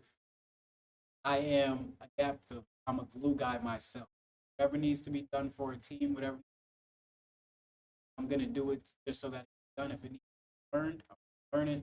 So glue guy, help out.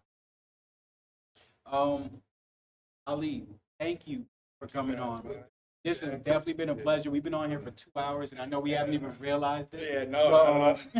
But it's been a pleasure, and the man. gems you've shared are great, and they're I don't even have the words for the gems you share, bro. You're gonna see when these clips show up, bro, how good of gems that you have. But the Mansa movie and all of the rest of the quotes that you quote book, honestly, write a book of quotes, and then it would you just can be me stealing from other people, But man. again, so what? Yeah, for sure. So what? And then you putting the title on, or you putting the If it wasn't for you, kids personal wouldn't logo. hear it. I'm a vessel, man. Yeah, that's about it. So yeah, thank you for coming. Coop, do you have any final words? Nah, for I the day? appreciate Lee sitting down with us, man. Like I said, it's childhood. So just a full circle moment. I'm pretty sure I seen Lee vision when he was younger, but I didn't know my vision and the life I was living or the life I could have been something else. So just to be the full circle moment of us being grown and doing grown man stuff is just it's a full circle moment, man. Full circle moment. 1,000%. Please double back, man. We definitely will. Talk to some of these other coaches here, man. Warrick football is about to have a cheerleaders. Probably one of the best squads in volleyball. So much happening. Talk to the community, part of the guys are always. We'd love to. We got to find a way to get back out here during football season and basketball. 8-hour drive, but if we catch a flight, it's on an hour and a half flight. So it's not bad. Catch it out. Oh, get y'all down here. Yeah, we got to take a couple of days off of school or something from work because we definitely need to make sure we're still and we want to hit this market, build up out here because hoops from here and then starting to build our connection. Well, and we love it. I like to draw the comparison between up north. I like it, but I still like consider Just the South. That's why I tell you, yeah, it's the South, man. People don't. Yeah, Again, it's the start of the South. You didn't pay attention in geography. I don't know what to tell you. South. Start of slavery, man. Like it's right. The first black people were brought here. 30 minutes away. Jamestown. You can't tell me that it's not the South, bro. Anywhere there was slavery was the South. Yeah. That's it. So we want to make sure we get it out here because you guys have cultures out here that are very similar, but also some that are different.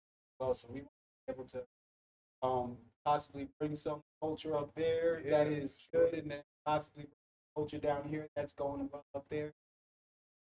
Yeah. So we'll definitely be back next year. Hopefully, be back. Yeah, I'll probably check out some. I'll probably bring the Xbox Go. Shoot. The trip. Yeah. We shoot live games too. Yeah, we shoot live games, so that'd be love. Hopefully put on show. I know we will, man. With your, I want to with see your that first Phoebus expectations, and man, Warrick game. That's what I want to see. Show up. That's the one I want to see. I think that's the you one might I'm have to check the circling. data. Y'all gonna see me in rare form. I need That I schedule's I out might, I might need my to circle Bieber that. shirt. I don't know. Just to, Are y'all just to schedules take out it off. already? Yeah, no, we play them twice a year. Definitely, they in the same district. Sweet. Hampton and Newport twice a year. Definitely going. I think they're our second game. Yeah, I think it's the second game, second or third. And it starts what, in December? December 1st is our first game. It should either be third. Well, again, we are here with Ali Brown, head coach of Warrick High School in Virginia, out here. Thank you again for coming on. He shed a lot of gems today, and 1,000%. we will definitely be back to see him again. Thank you for coming on, good brother. We'll definitely see you My next good time. brother Lee, man. When in doubt, y'all, keep Keep it a buck, baby. Keep it a buck, y'all. Nah, that